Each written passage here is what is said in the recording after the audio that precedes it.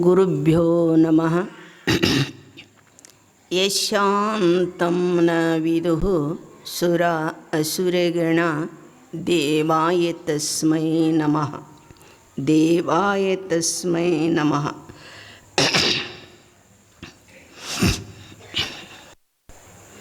ಗುರುದೇವ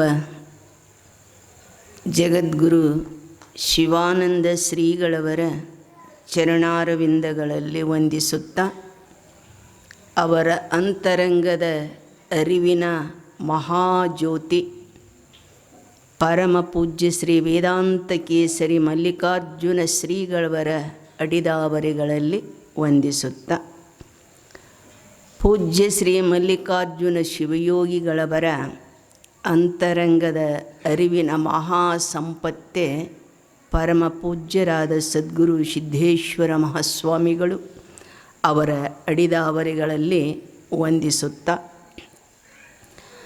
ಪೂಜ್ಯ ಶ್ರೀ ಸಿದ್ಧೇಶ್ವರ ಅಪ್ಪನವರ ಆಂತರಿಕವಾದ ಸತ್ವಶಕ್ತಿಗೆ, ಅವರ ಸಾಧನೆಗೆ, ಅವರ ನಡೆನುಡಿಗಳಿಗೆ ಏನೆಲ್ಲ ವಾರಸುದಾರರಾಗಿರುವಂತಹ ಅಭಿನವ ಸಿದ್ಧೇಶ್ವರ ಶ್ರೀಗಳವರು ಅಂದರೆ ಅತಿಶಯೋಕ್ತಿಯೇನೂ ಆಗಲಿಕ್ಕಿಲ್ಲ.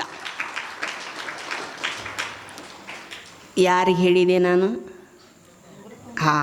ಅಮೃತಾನಂದ ಮಹಾಸ್ವಾಮೀಜಿಯವರ ದಿವ್ಯ ಅಡಿದಾವರೆಗಳಿಗೆ ವಂದಿಸುತ್ತಾ, ಎಲ್ಲ ಗುರುಬಂಧುಗಳಿಗೆ ನನ್ನ ಅನಂತ ಶರಣಾರ್ಥಿಗಳನ್ನು ಹೇಳುತ್ತಾ, ವೇದಿಕೆಯ ಮೇಲೆ ಆಸೀನರಾದ ಆಧ್ಯಾತ್ಮಿಕ ಸಹೋದರಿ ಮಾತಾಶ್ರೀ ದಯಾಮಯಿ ತಾಯಿಯವರಿಗೂ, ಮಂಜುಳಾ ತಾಯಿಯವರಿಗೂ, ಅದರೊಂದಿಗೆ ನಮ್ಮ ಮಹಾನಂದಮ್ಮ ಅವ್ರ ಊರೊಳಗೆ 21 ದಿನ ಪ್ರವಚನಕ್ಕಿದ್ದೆ, ಅವರೇ ಕಾರ್ಯಕ್ರಮ ನಿರೂಪಣೆ ಮಾಡ್ತಾಯಿದ್ರು. ಸಂತೋಷ ತಾಯಿಯವರಿಗೂ, ಕೋರಿ ಸೌಕಾರವರಿಗೂ, ಸಮ್ಮಿಲಿತರಾಗಿರುವ ಸಮಸ್ತ ಮಹಾದೈವಕ್ಕೂ ಶರಣಾರ್ಥಿಗಳು. ಸಂಪ್ರತಿ ಅಪ್ಪವರು ಈಗಾಗಲೇ ಟೈಮ್ ಕೊಟ್ಟಿದ್ದಾರೆ, ಅದಕ್ಕೂ ಒಂದು ಇತಿಮಿತಿ ಇರುತ್ತೆ. ನೀವೆಲ್ಲ ಎದ್ದು ಹೋದ ಬಳಿಕ ಈ ಮೈಕ್ ಮತ್ತು ನಾನೇ ಬಿಚ್ಚಿಡೋ ಪಾಳೆ ಬಂದಿತ್ತು. ಆ ಹವ್ಯಾಸಕ್ಕೆ ನಾವು ಹೋಗೋದಿಲ್ಲ, ಎಷ್ಟು ಬೇಕೋ ಅಷ್ಟನ್ನೇ ಮಾತಾಡಬೇಕಾಗ್ತೈತಿ. ಒಳ್ಳೆಯದು. ಏನು ಅಂತಂದರೆ, ಇವತ್ತು ಅಧಿಕರಣವಾಗಿರಿಸಿಕೊಂಡಿರುವ ವಿಷಯ ಬಹಳ ಸುಂದರವಾದ ವಿಷಯ. ಆದರೆ ನನ್ನ ಒಡನಾಟ ಹೆಚ್ಚು ಮಲ್ಲಿಕಾರ್ಜುನ ಅಪ್ಪವರ ಜೊತೆ 40 ವರ್ಷ. ಇನ್ನೂ ನಾನು 13 ವರ್ಷದ ಹುಡುಗಿದ್ದೆ. ಅವರ ದೇಹ ಬಿಡುವ ಪರ್ಯಂತರೂ ಕೂಡ ನನಗೆ ಬಾಳ ಅಂತಲೇ ಕರಿತಿದ್ರು ಅವರು. ಅಪ್ಪವ್ರ ಬಗ್ಗೆ ಎಷ್ಟು ಹೇಳಿದ್ರೂ ಕೂಡ ಕಡಿಮೆನೇ. ಇವತ್ತು ಸಿದ್ಧೇಶ್ವರ ಶ್ರೀಗಳವರ ದ್ವಿತೀಯ ಪುಣ್ಯಸ್ಮರಣೆಯ ಕಾರ್ಯಕ್ರಮ. ಸಾಮಾನ್ಯವಾಗಿ ಮನುಷ್ಯರು ತಮ್ಮ ಬದುಕಿನ ಒಂದು ವ್ಯಕ್ತಿತ್ವವನ್ನು ತಮ್ಮ ಸಾವಿನೊಂದಿಗೇ ಪರಿಸಮಾಪ್ತಿಯಾಗುವ ರೂಪದೊಳಗೆ ಬದುಕಿರ್ತಾರೆ. ಸಾಮಾನ್ಯ ಮನುಷ್ಯರು ಬದುಕಿನ ತಮ್ಮ ಎಲ್ಲ ಕಾರ್ಯ ಸಾಧನೆಗಳು ಅವರ ಸಾವಿನೊಂದಿಗೇ ಸಮಾಪ್ತಿಯಾಗಿ ಹೋಗಿಬಿಡ್ತಾ ಇದ್ದಾವೆ. ಆದರೆ ಯಾರು ಧರ್ಮಕ್ಕಾಗಿ, ತತ್ವಕ್ಕಾಗಿ, ಸಮಾಜಕ್ಕಾಗಿ, ಅಧ್ಯಾತ್ಮಕ್ಕಾಗಿ ಬದುಕಿ ಹೋಗಿದಾರೆಯೋ ಅಂಥವರ ವ್ಯಕ್ತಿತ್ವ ಮುಂದಣ ಸಮಾಜಕ್ಕೆ ಅದು ಆದರ್ಶಮಯವಾಗಿ ಉಳಿಯುತ್ತೆ. ಆ ಅರ್ಥದಲ್ಲಿ ಪೂಜ್ಯ ಶ್ರೀ ಸಿದ್ಧೇಶ್ವರ ಅಪ್ಪನವರು ಇವರನ್ನು ಅಲ್ಲಮಾಪ್ರಭುಗಳು ಬಹುತೇಕವಾಗಿ ಇಂದು ಬದುಕಿದ್ದರೆ ಏನಂತ ಕರೀತಾ ಇದ್ದರು? ಬಹಳ ಸುಂದರವಾದ ಒಂದು ವಚನ. ಏನು ಅಂತಂದರೆ, ಧರೆಗೆ ನಿದ್ರೆ ಇಲ್ಲ, ಧರೆಗೆ ನಿದ್ರೆ ಇಲ್ಲ, ನೀರಿಗೆ ಕನಸು ಇಲ್ಲ, ಉರಿಯುವ ಅಗ್ನಿಗೆ ತಳಮಳವಿಲ್ಲ, ಬೀಸುವ ಗಾಳಿಗೆ ಮಾಲಿನ್ಯವಿಲ್ಲ, ಬಯಲಿಗೆ ಭ್ರಮೆಯಿಲ್ಲ, ಸಿದ್ಧೇಶ್ವರ ಶ್ರೀಗಳವರ ಬದುಕಿಗೆ ಲೋಪದೋಷಗಳೇ ಹತ್ತಲಿಲ್ಲ ಅಂತ. ಬಹುತೇಕವಾಗಿ ಪ್ರಭುಗಳು ಬದುಕಿದ್ದರೆ ಕೊನೆಯ ಚರಣವನ್ನು ಬರಿತಾ ಇದ್ರೇನೋ ಅಂತ ನನಗನಿಸೈತಿ. ಆ ತರಹದ ವ್ಯಕ್ತಿತ್ವವನ್ನು ರೂಪಿಸಿಕೊಂಡವರು ಮರ್ತ್ಯಲೋಕದ ಮಾನವರ ಮನಸ್ಸಿನ ಮೈಲಿಗೆಯನ್ನು ತೊಳೆಯುವುದಕ್ಕೆ ಚನ್ನಬಸವಣ್ಣ ಹೇಳೋದಿಲ್ಲರೆ ಒಂದು ವಚನದೊಳಗೆ ಭಾಳ ಚಂದ ಹೇಳುತ್ತಾರೆ. ಪಾತಾಳದಗ್ಗವಣಿಯ ನೇನಿಲ್ಲದೆ ಸೋಪಾನದ ಬಲದಿಂದಲ್ಲದೆ ತೆಗೆಯಬಹುದೇ. ಆಳವಾಗಿರ್ತಕ್ಕಂತಹ ಕಂದಕದಲ್ಲಿರುವ ನೀರನ್ನು ಮ್ಯಾಲೆ ಎತ್ತಬೇಕಾದರೆ ಸೋಪಾನದ ಬಲದಿಂದಲ್ಲದೆ ತೆಗೆಯಬಹುದೇ. ಪುರಾತನರು ನಿಶ್ಶಬ್ದಕ್ಕೆ ಶಬ್ದ ಸೋಪಾನವನ್ನು ಕಟ್ಟಿದವರು ನಮ್ಮ ಪುರಾತನರು. ದೇವಲೋಕಕ್ಕೆ ಬಟ್ಟೆ ಕಾಣಿರೋ ಮನದ ಮೈಲಿಗೆ ತೊಳೆಯಬೇಕೆಂದು ಕೂಡಲ ಚನ್ನ ಸಂಗನ ಶರಣರು ಗೀತ ಮಾತೆಂಬ ಜ್ಯೋತಿಯ ಬೆಳಗಿಕೊಟ್ಟರು. ಕೂಡಲ ಚನ್ನ ಸಂಗನ ಶರಣರು. ಈ ಮಾತು ಆಳವಾಗಿರುವಂಥ ಬಾವಿಯ ನೀರನ್ನು ಮೇಲೆ ತರಲಿಕ್ಕೆ ಹೇಗೆ ಪಾವಟಿಗೆಗಳ ಅವಶ್ಯ ಇದೆಯೋ ಅದೇ ರೀತಿಯಾಗಿ ನಿಶ್ಶಬ್ದಕ್ಕೆ ಶಬ್ದ ಸೋಪಾನವನ್ನು ಕಟ್ಟಿ ನಡೆಸಿದವರು ನಮ್ಮ ಪುರಾತನರು. ಎದಕ್ಕೆ? ದೇವಲೋಕಕ್ಕೆ ಬಟ್ಟೆ ಕಾಣಿರೋ. ನಿಶ್ಶಬ್ದ, ಎಲ್ಲ ಶಬ್ದಗಳು ಹೋಗಿ ಎಲ್ಲಿ ನಿಶ್ಶಬ್ದಗೊಳ್ಳುತ್ತವೆಯೋ ಆ ನಿಶ್ಶಬ್ದದೊಳಗಿನ ಅನುಭವವನ್ನು ತಾವು ಅನುಭವಿಸಿದ ಆನಂದವನ್ನು ಶಬ್ದಗಳಲ್ಲಿ ಸಿಡಿಸಿ ಮಾತಿನಲ್ಲಿ ಮಥಿಸಿ ಗ್ರಂಥಸ್ಥವಾಗಿ ಉಳಿಸಿ ನಮ್ಮೆಲ್ಲರಿಗೂ ನೀಡಿ ಹೋಗಿರ್ತಕ್ಕಂಥ ಸಿದ್ದೇಶ್ವರ ಶ್ರೀಗಳವರ ವ್ಯಕ್ತಿತ್ವವನ್ನು ನಾವು ಇಷ್ಟೇ ಅಂತ ವರ್ಣನೆ ಮಾಡಲಿಕ್ಕೇ ಬರೋದಿಲ್ಲ. ಅಂತಹ ಅಪಾರವಾಗಿರುವಂತಹ ವ್ಯಕ್ತಿತ್ವ ಅವರದು. ಆ ನಿಶ್ಶಬ್ದ ಅನ್ನುವಂಥ ಶಬ್ದ ನೋಡಬೇಕ್ರಿ. ವಚನ ನಿರ್ವಚನ ಎಂಬುವಂಥ ಗ್ರಂಥದಲ್ಲಿ ಪೂಜ್ಯರು ಬರೆದಿದ್ದಾರೆ, ನಿಶ್ಶಬ್ದದೊಳಗಿನ ಶಬ್ದ ಹೊರಹೊಮ್ಮಿ ಬಂದಾಗ. ಈಗ ಒಂದು ಕೊಡ ತುಂಬೈತಿ ಅಂತ ತಿಳ್ಕೊಳ್ಳಿ. ತುಂಬಿದ ಕೊಡ ತುಂಬಿದಂಗೆ ಇದ್ದರೆ ಯಾರಿಗೆ ಉಪಯೋಗ ಐತ್ರಿ? ತುಂಬಿದ ಕೊಡವನ್ನು ಬಾಗಿಸಿ ಕುಡಿದಾಗ ಅದರ ಲಾಭವಾಗುತ್ತೆ. ಹಾಗೆ ಆ ನಿಶ್ಶಬ್ದದೊಳಗಿರುವಂಥ ಆನಂದವನ್ನು ತಾವೇ ಅನುಭವಿಸಿ ತಮ್ಮಷ್ಟಕ್ಕೆ ತಾವೇ ಆ ಕೊಡವನ್ನು ಹೊತ್ತು ಒಯ್ದಿದ್ದರೆ ಮರ್ತ್ಯಲೋಕದ ಮಾನವರ ನೆತ್ತಿಗೆ ಅಧ್ಯಾತ್ಮ ದೊರೀತಾ ಇದ್ದಿಲ್ಲ. ಈ ತರಹದ ಇಷ್ಟೆಲ್ಲ ನಡೆದೈತಿಲ್ಲಿ ಕಾರ್ಯಕ್ರಮ. ಇದು ಏನು ಅಂತಂದರೆ, ತಾವು ಕಂಡು ಉಂಡು ಅನುಭವಿಸಿದ ಆನಂದದ ಅನುಭವದ ಕೊಡವನ್ನು ಶಿಷ್ಯ ಪ್ರಶಿಷ್ಯ ರೂಪದಲ್ಲಿ ಅದನ್ನು ಬಾಗಿಸಿ ಕುಡಿಸಿದರು. ಯಾರು? ಸಿದ್ದೇಶ್ವರಪ್ಪವರು. ಅದರ ಒಂದಿಗೆ ಗ್ರಂಥಸ್ಥವಾಗಿ ಉಳಿಸಿದರು. ಅವುಗಳನ್ನು ನಮಗೇನೆಲ್ಲ ತಮ್ಮ ಅನುಭವವನ್ನು ಗ್ರಂಥಗಳ ಮೂಲಕವಾಗಿ ನೀಡಿದರು. ಈ ಪ್ರಶಿಷ್ಯ ಪ್ರವಾಹ ರೂಪದಲ್ಲಿ ನೀಡಿದರು ಅಂತ ತಿಳ್ಕೊಂಡನ ಇವತ್ತು ಈ ಸಮಾರಂಭನೆ ಅದಕ್ಕೆಲ್ಲ ಸಾಕ್ಷಿಯಾಗಿದೆ.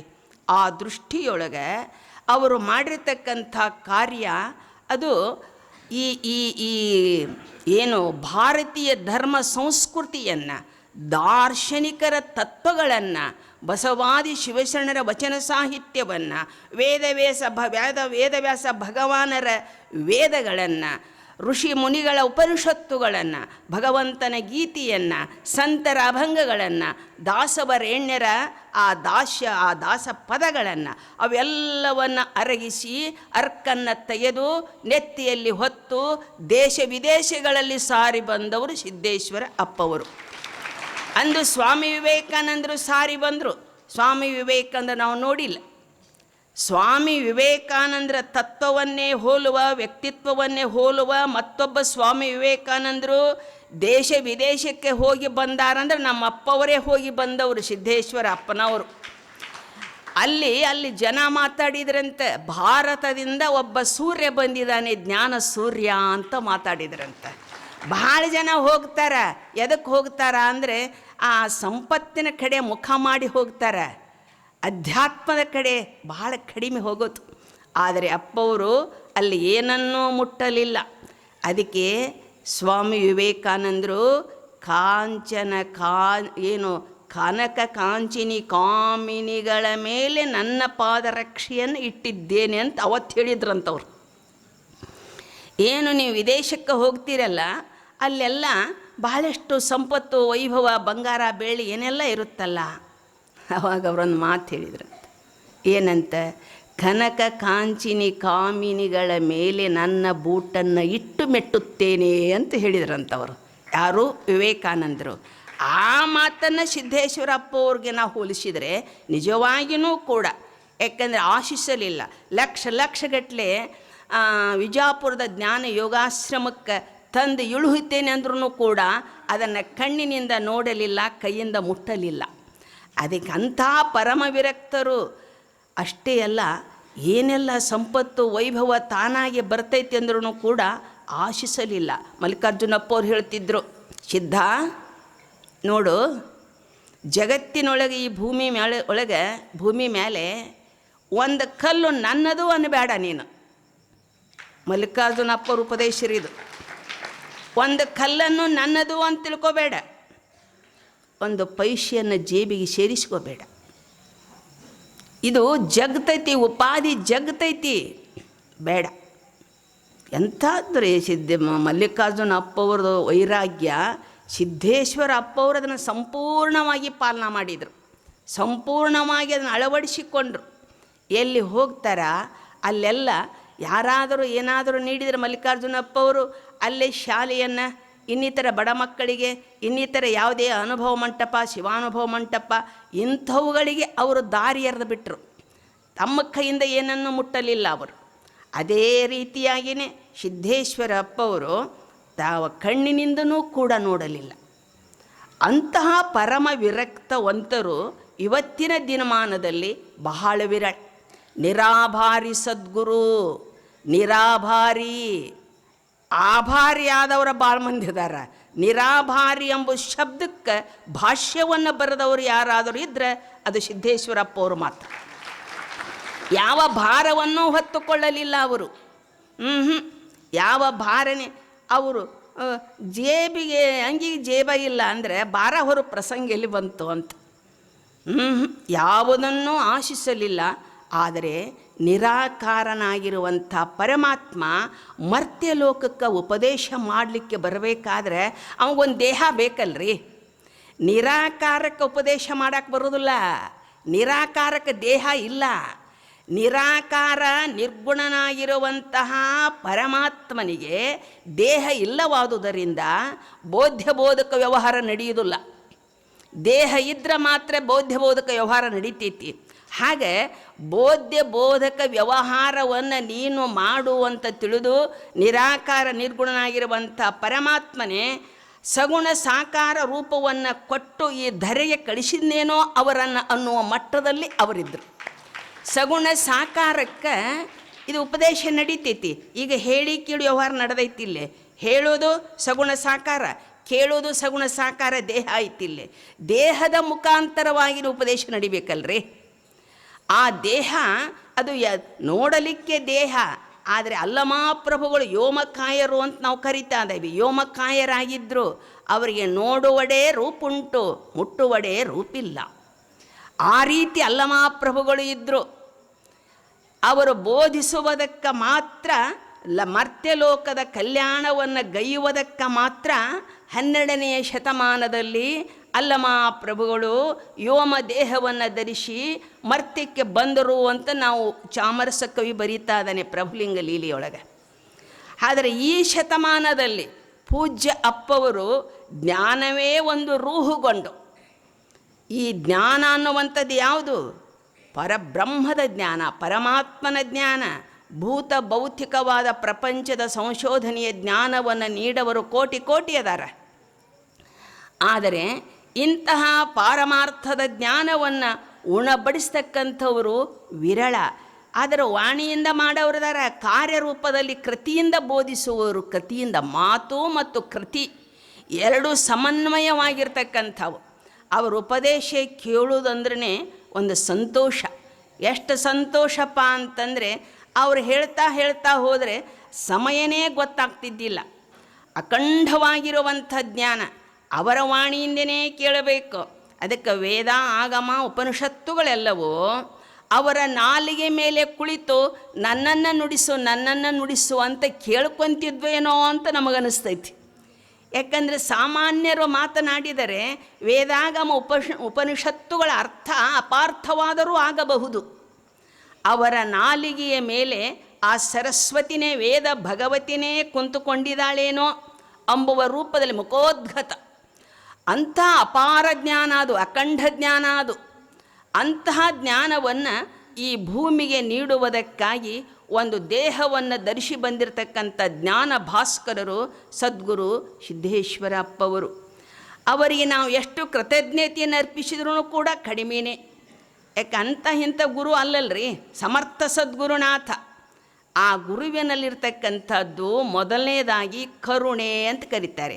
ಕರುಣೆ, ಸತ್ಕಲೆ, ಶಾಸ್ತ್ರ ಪರಿಣತೆ, ನಿರಾಶೆ, ಸೌಂದರ್ಯತೆ, ಸುಮುಖತ್ವ, ಸುಜ್ಞಾನಗಳು ಇರಲವನೇ ಸೇವೆ ಗುರುವಕ್ಕು ಅಂತ ನಿಜಗುಣರು ಒಂದು ಕಡೆ ಬರೀತಾ ಇದ್ದಾರೆ. ಮೊದಲನೇದೇನು ಅಂತಂದರೆ ಗುರುವಿನಲ್ಲಿರಬೇಕಾಗಿರುವಂಥದ್ದು ಕರುಣೆ. ಎಷ್ಟು ಕರುಣಾ ಹೃದಯ ಅವ್ರದ್ದಿತ್ತು ಅಂತಂದರೆ ಏನಾದರೂ ಸ್ವಲ್ಪ ಜೋರು ಮಾತಾಡಿದರೆ ಎಲ್ಲಿ ಅವ್ರ ಮನುಷ್ಯ ನೋವು ಆದೀತೋ ಆ ಮಾತು ಎದುರು ನಿಂತವ್ರಿಗೆ ಕೇಳಿಸ್ತಿದ್ದಿಲ್ಲ. ಮಾತು ಹಾಳಿ ಬಂದು ಕೇಳ್ತಿದ್ರು, ಅಪ್ಪರ ಏನಂದ್ರಲ್ರಿ ಆಗಲ್ಲ ಅಂಥೇಳಿ. ಅಷ್ಟು ಸೂಕ್ಷ್ಮ, ಯಾರ ಮನುಷ್ಯಗೂ ನೋವು ಮಾಡುವ ಹಾಗಿಲ್ಲ. ಒಂದು ಶಬ್ದಗಳೂ ಕೂಡ ಬಿರುಸು ಮಾತಾಡ್ತಾ ಇಲ್ಲ. ಕೇಳುಗರ ಹೃದಯವನ್ನು ತಟ್ಟಿ ತಟ್ಟಿ ಮುಟ್ಟಿ ಎಚ್ಚರಿಸ್ತಿದ್ದು. ಯಾಕೆಂದರೆ ಅದು ಹೃದಯದಿಂದ ಬಂದಿರತಕ್ಕಂಥದ್ದು. ಗೀತಾ ಮಾತೆಂಬ ಜ್ಯೋತಿಯ ಬೆಳಗಿ ಕೊಟ್ಟರು ಗೀತಾ. ಗೀತಾ ಅಂತಂದರೆ ಶಿವಗೀತಾ, ಭಗವದ್ಗೀತಾ ಅಲ್ಲ, ಆ ಗೀತಾ ಅಲ್ಲ ಹೇಳೋದು. ಈಗ ಗೀತಾ ಅಂದರೆ ಹೃದಯದಿಂದ ಹೃದಯಕ್ಕೆ ಹರಿದು ಬರುವುದು ಗೀತಾ. ಹೃದಯದಿಂದ ಹರಿದು ಬಂದ ಜ್ಞಾನವೇ ವಿನಃ ತಲೆಯಿಂದ ಬಂದದ್ದು ಅಲ್ಲ. ಅದು ತಲೆಯಿಂದ ಬಂದ ಜ್ಞಾನ ತಲೆ ಮ್ಯಾಗ ಹಾಯ್ದು ಹೋಗಿಬಿಡ್ತೈತೆ ಅದು. ಆದರೆ ಹೃದಯದಿಂದ ಬಂದಿರತಕ್ಕಂಥ ಅನುಭವ ಸಾಮಾನ್ಯವಾಗಿ ಕೇಳುಗರ ಹೃದಯವನ್ನು ಏನು ಮಾಡ್ತೈತಿ? ಪರಿವರ್ತನೆಯನ್ನು ಮಾಡ್ತೈತಿ. ಪ್ರಭಾವ ಬೀರುವ ಪ್ರವಚನಗಳು ಸಾಕಷ್ಟದಾವು. ಪ್ರಭಾವ ಬೇರೆ, ಪರಿಣಾಮ ಬೇರೆ. ಪ್ರಭಾವ ಪರಿಣಾಮ ಹೇಗಿರ್ತಾವು? ಈಗ ಒಬ್ಬ ಅಪರಾಧಿ ಮನುಷ್ಯ ಆತನನ್ನು ಅಪರಾಧ ಮಾಡಿದ್ದಾನೆ. ಆ ಮನುಷ್ಯ ಶಿಕ್ಷೆಯನ್ನು ಕೊಡಿಸ್ಬೇಕಾಗಿರ್ತೈತಿ. ಆವಾಗ ಆ ಮನುಷ್ಯನನ್ನು ಆ ನ್ಯಾಯಾಧೀಶರು ಎದುರು ಕರ್ಕೊಂಡು ಹೊಂಟಿರ್ತಾರೆ. ಅಪರಾಧಿ ಮನುಷ್ಯನನ್ನು ಬಾಗಿಲದೊಳಗೆ ಒಬ್ಬ ಜವಾನ ಬಾಗಿಲ ಕಾಯ್ತಿರ್ತಾನೆ. ಈ ಅಪರಾಧಿ ಮನುಷ್ಯನ ಕರ್ಕೊಂಡು ಹೋಗುವಾಗ ಆ ಮನುಷ್ಯ ಏನೈತಲ್ಲ, ಬಾಗಿಲ ನಿಂತ್ಕೊಂಡನಲ್ಲ, ಆ ಮನುಷ್ಯ ಈ ಅಪರಾಧಿ ಹೇಳ್ತಾನೆ, ನಿನಗೀಗ ಗಲ್ಲು ಶಿಕ್ಷೆ ಅಂತಾನ. ನಿನಗೀಗ ಗಲ್ಲು ಶಿಕ್ಷೆ ಅಂದಾಗ ಈ ಅಪರಾಧಿ ಮನುಷ್ಯ ಅಂದ, ಗಲ್ಲು ಶಿಕ್ಷೆ ಕೊಡುವ ಯೋಗ್ಯತೆ ನಿನಗಿಲ್ಲ, ನೀ ಬಾಗಿಲ ಕಾಯ ಅಂದಿವ ಅವಾಗ. ಆಯಿತು, ಒಳಗೆ ಕರ್ಕೊಂಡು ಹೋದರು. ಜಡ್ಜನ ಮುಂದೆ ನಿಲ್ಲಿಸಿದ್ರು. ಜಜ್ಮೆಂಟ್ ಕೊಟ್ಟ, ಏನು? ನಿನಗೀಗ ಗಲ್ಲು ಶಿಕ್ಷೆ. ಮಾತು ಒಂದೇ. ಏನಾತಿದ್ರೊಳಗೆ? ಬಾಗಿಲಲ್ಲಿ ನಿಂತಿರುವ ಜವಾನ ನಿನಗೀಗ ಗಲ್ಲು ಶಿಕ್ಷೆ ಅನ್ನಲ್ಲ, ಅಪರಾಧಿಯ ಮೇಲೆ ಅದು ಪ್ರಭಾವ ಬೀರಿರಬಹುದು. ಬೀರ್ತು ಅಷ್ಟೇ, ಪರಿಣಾಮ ಬೀರಲಿಲ್ಲ. ಪರಿಣಾಮ ಎಲ್ಲಿ ಬೀರ್ತದೆ? ಒಳಗೆ ಹೋಗಿ ಜಡ್ಜನ ಮುಂದೆ ನಿಂದಿರ್ಸಿದ್ರಲ್ಲ, ಜಜ್ಮೆಂಟ್ ಕೊಡು. ಜಡ್ಜ್ ನಿರ್ಣಯ, ಅವ ಕೊಟ್ಟ ನಿರ್ಣಯವೇ ನಿರ್ಣಯ. ಆತ ಹೇಳಿದ, ನಿನಗೀಗ ಗಲ್ಲು ಶಿಕ್ಷೆ, ಅಪರಾಧ ಮಾಡಿದ್ದೀಯಾ ಅಂತ. ಅವಾಗ ಅವ ನೋಡ್ರಿ, ಮೈಯೊಳಗೆ ವಿದ್ಯುತ್ ಸಂಚಾರ ಆದಂಗೆ ಆತು. ಪರಿಣಾಮ ಒಳಗೆ ಪರಿಣಾಮ ಆಯ್ತು. ಬಾಗಿಲಾಗ ಪ್ರಭಾವ ಆಗಿತ್ತು. ಒಳಗೆ ನಿಂತನಲ್ಲ, ಆ ಜಡ್ಜನ ಮಾತು ಕೇಳಿದ, ಇದು ಪರಿಣಾಮ. ಹಾಗೆ ಬಹಳ ಪ್ರವಚನ ಕೇಳುತ್ತೇವಂದರೂ ಪ್ರಭಾವ ಆಗಬಹುದು ಹೊರತು ಪರಿಣಾಮ ಆಗೋದು ಸಿದ್ದೇಶ್ವರ ಅಪ್ಪವ್ರದ್ದು ಪರಿಣಾಮ ಆಗ್ತಿತ್ತು. ಅದು ಬಹಳ ಮುಖ್ಯ ರೀ. ಪರಿಣಾಮ ಆಗೋದು ಬಹಳ ಮುಖ್ಯ ಐತಿ. ವೇದಾಂತ ಎಲ್ಲರೂ ಹೇಳ್ತಾರೆ, ಪ್ರೊಫೆಸರ್ಗಳು ಹೇಳ್ತಾರೆ ವೇದಾಂತವನ್ನು. ಹಾಗಲ್ಲ, ಹೃದಯವನ್ನು ತಟ್ಟಿ ಎಚ್ಚರಿಸಬೇಕಲ್ಲ. ಜನ್ಮಾಂತರದ ಏನು ನಮ್ಮದು ಒಳಗೈತಿಲ್ಲ, ಹೃದಯ ಗ್ರಂಥಿ ಅಂತೇನು ಕರಿತೇವಲ್ಲ, ಚಿದ್ದಂತೆ ಏನು ಸರ್ವ ಸಂಶಯ, ಒಳಗಿರ್ತಕ್ಕಂಥ ಸರ್ವ ಸಂಶಯಗಳಾಗಲಿ, ಒಳಗಿರುವ ಅಜ್ಞಾನ ಆಗಲಿ, ಅವಗುಣಾದಿಗಳಾಗಲಿ, ಇವೆಲ್ಲ ತೊಳೆದು ಹೋಗಬೇಕಾದರೆ ಸಮರ್ಥ ಸದ್ಗುರುನ ಉಪದೇಶ, ಅವರ ತಪೋಶಕ್ತಿ ಅವರ ಮಾತಿನಲ್ಲಿ ಹರಿದು ಬರ್ತಿತ್ತು. ಹರಿದು ಬಂದು ಭಕ್ತರ ಹೃದಯವನ್ನು ಪ್ರವೇಶ ಮಾಡ್ತಾ ಇತ್ತು. ಬರೇ ಮಾತಲ್ಲ, ಮಾತೆಂಬುವುದು ಜ್ಯೋತಿರ್ಲಿಂಗ. ಮಾತೆಲ್ಲರೂ ಮಾತಾಡ್ತೇವೆ, ಖರೆ ಮಾತು ಜ್ಯೋತಿರ್ಲಿಂಗ ಆಗಬೇಕಲ್ರಿ. ಮಾತಾಡುವ ಜ್ಯೋತಿರ್ಲಿಂಗ ಪೂಜ್ಯ ಗುರುಗಳು. ಅವರು ಒಂದು ಮಾತಂದ್ರೆ ಸಾಕ್ರಿ, ಹೃದಯ ಪರಿವರ್ತನೆ ಆಗಿಬಿಡ್ತಿತ್ತು. ಎಂಥ ಕಟುಕನಿರಲಿ, ಕಟುಕನ ಹೃದಯದಲ್ಲಿ ಕರುಣೆ ಮೂಡುತ್ತಿತ್ತು. ಎಂಥ ಅವಗುಣಿ ಇರಲಿ, ಅಂಥ ಅವಗುಣಿ ಸದ್ಗುಣಿ ಆಗ್ತಾ ಇದ್ದ. ಇದರ ಪರಿಣಾಮ ಬರೀ ನಮ್ಮ ಕರ್ನಾಟಕದಲ್ಲಿ ಅಷ್ಟೇ ಅಲ್ಲ, ಮಹಾರಾಷ್ಟ್ರದಲ್ಲಿ, ಆಂಧ್ರದಲ್ಲಿ, ದೇಶ ವಿದೇಶಗಳಲ್ಲಿ ಏನು ಪರಿವರ್ತನೆ ಅನ್ನುವಂಥದ್ದನ್ನು ಬಿತ್ತಿಬಿಟ್ರು.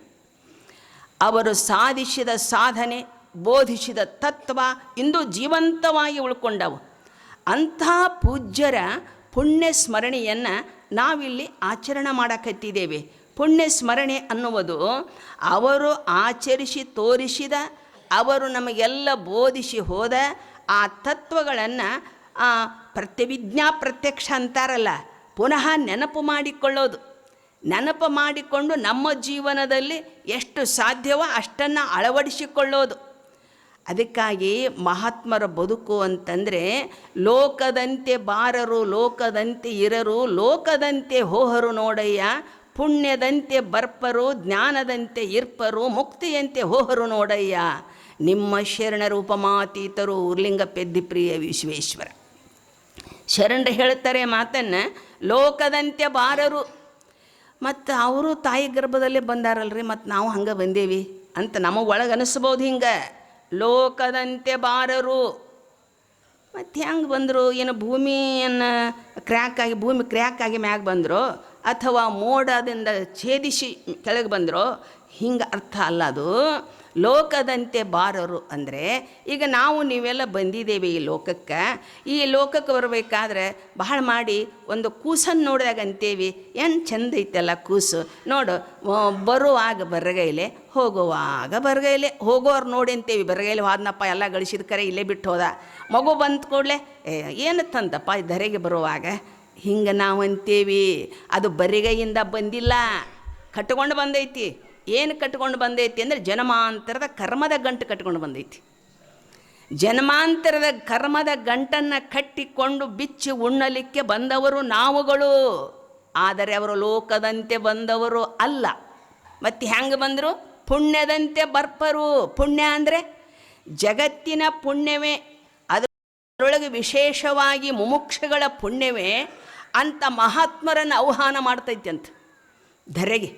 ಯಾಕೆ? ಅವರಿಂದ ಲೋಕ ಉದ್ಧಾರ ಆಗಬೇಕಾಗಿರ್ತೈತಿ. ಜಗತ್ತಿನ ಪುಣ್ಯವೇ ಅಂತ ಮಹಾತ್ಮರನ್ನು ಆಹ್ವಾನ ಮಾಡಿ ಕರ್ಕೊಂಡು ಬಂತಂತನ ಪುಣ್ಯದಂತೆ ಬರ್ಪರು, ಜ್ಞಾನದಂತೆ ಇರ್ಪರು. ಜ್ಞಾನದಂತೆ ಇರ್ಪರು ಏನ ಜ್ಞಾನವನ್ನು ಹಂಚಿಬಿಟ್ರು, ಮ್ಯಾಟ ಹತ್ತಿ ತೂರಿಬಿಟ್ರು ಜ್ಞಾನವನ್ನು. ಜ್ಞಾನದಂತೆ ಇರ್ಪರು. ಇಂಥ ಪೂಜ್ಯ ಶ್ರೀಗಳವರು ಜ್ಞಾನ ಅನ್ನುವುದು ನಿಂತರ ಎಲ್ಲಿ ಅವರು ವಾಕಿಂಗ್ ಮಾಡುವಾಗ ಆಗಲಿ, ಕುಂತಾಗ ಆಗಲಿ, ಇನ್ನೊಬ್ಬರ ಜೊತೆ ಮಾತನಾಡುವಾಗ ಆಗಲಿ, ಎಲ್ಲ ಅವರಲ್ಲಿ ಜ್ಞಾನದ ಮಾತುಗಳೇ, ಜ್ಞಾನದ ಮಾತುಗಳೇ. ಒಂದು ನಿಮಿಷ ಆರಾಮದಿರ ಇಷ್ಟ ಕೇಳ್ತಿದ್ರು, ಮತ್ತೇನು ಕೇಳ್ತಿದ್ದಿಲ್ಲ. ಆಮೇಲೆ ಜ್ಞಾನದ ಮಾತುಗಳು. ಅದಕ್ಕೆ ಏನಾದರೂ ಪ್ರಶ್ನೆ ಮಾಡಿದರೆ ಇಷ್ಟು ಚಂದ ಉತ್ತರ ಕೊಡ್ತಿದ್ರು, ಅದು ತಿಳಿಲಿಕ್ಕೆ ಮತ್ತು ತಿಳಿಯೋ ತನಕನೂ ಬಿಡ್ತಿದ್ದಿಲ್ಲ. ಅಷ್ಟೊಂದು ಜ್ಞಾನದಂತೆ ಇರ್ಪರು ಅಂತೇಳ್ದನ. ಜ್ಞಾನವನ್ನೆಲ್ಲ ಮಾನವ ಲೋಕಕ್ಕೆ ಸಿಂಚನ ಮಾಡಿದರು. ಮುಕ್ತಿಯಂತೆ ಹೋಹರು ನೋಡಯ್ಯ, ಮುಕ್ತಿಯಂತೆ ಹೋಹರು ನೋಡಯ್ಯ ಅಂದರೆ ಅವರೇನು ಮುಕ್ತಿ ಪಡಿಬೇಕಾದದ್ದಿಲ್ಲ. ಯಾಕೆ? ಮುಕ್ತ ಸ್ವರೂಪರೇ ಅವರು. ಸ್ವಸ್ವರೂಪಾವ ಸ್ಥಿತಿರ್ಮುಕ್ತಿ ರೀತ್ಯ ಭಿದಿಯತೆ ಅಂತ ವೇದ ಭಗವತಿ ಹೇಳ್ತಾ ಇದ್ದಾಳ. ಸ್ವಸ್ವರೂಪ ಸ್ಥಿತಿಯಿಂದ ಇರುವುದಕ್ಕನ ಮುಕ್ತಿ ಅಂತ ಕರೆದಾರ. ಮುಕ್ತಿ ಮೋಕ್ಷ ಮತ್ತೆ ಪಡಿಬೇಕಂತೇನಿಲ್ಲ, ಅದರ ಸ್ವರೂಪವೇ ಅವರಾಗಿ ನಿಂತವರು. ಮುಕ್ತಿಯಂತೆ ಹೋಹರು ನೋಡಯ್ಯ, ಇಂತಹ ಶರಣರು ಉಪಮಾತೀತರು. ಉಪಮಾ ಕೊಡಲಿಕ್ಕೆ ಬರುವುದಿಲ್ಲ ಉಪಮಾತೀತರು.